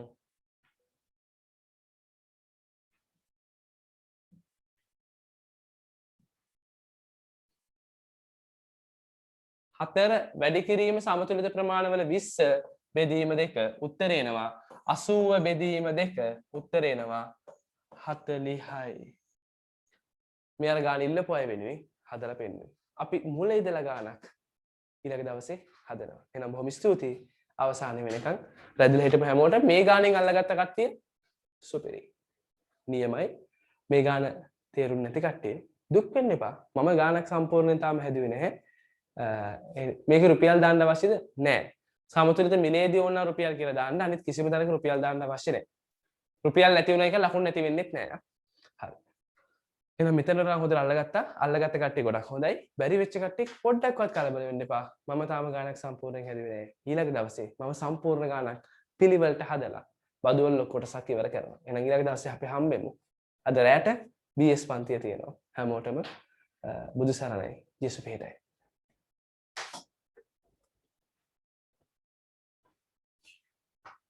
God bless. බුදු සරණයි.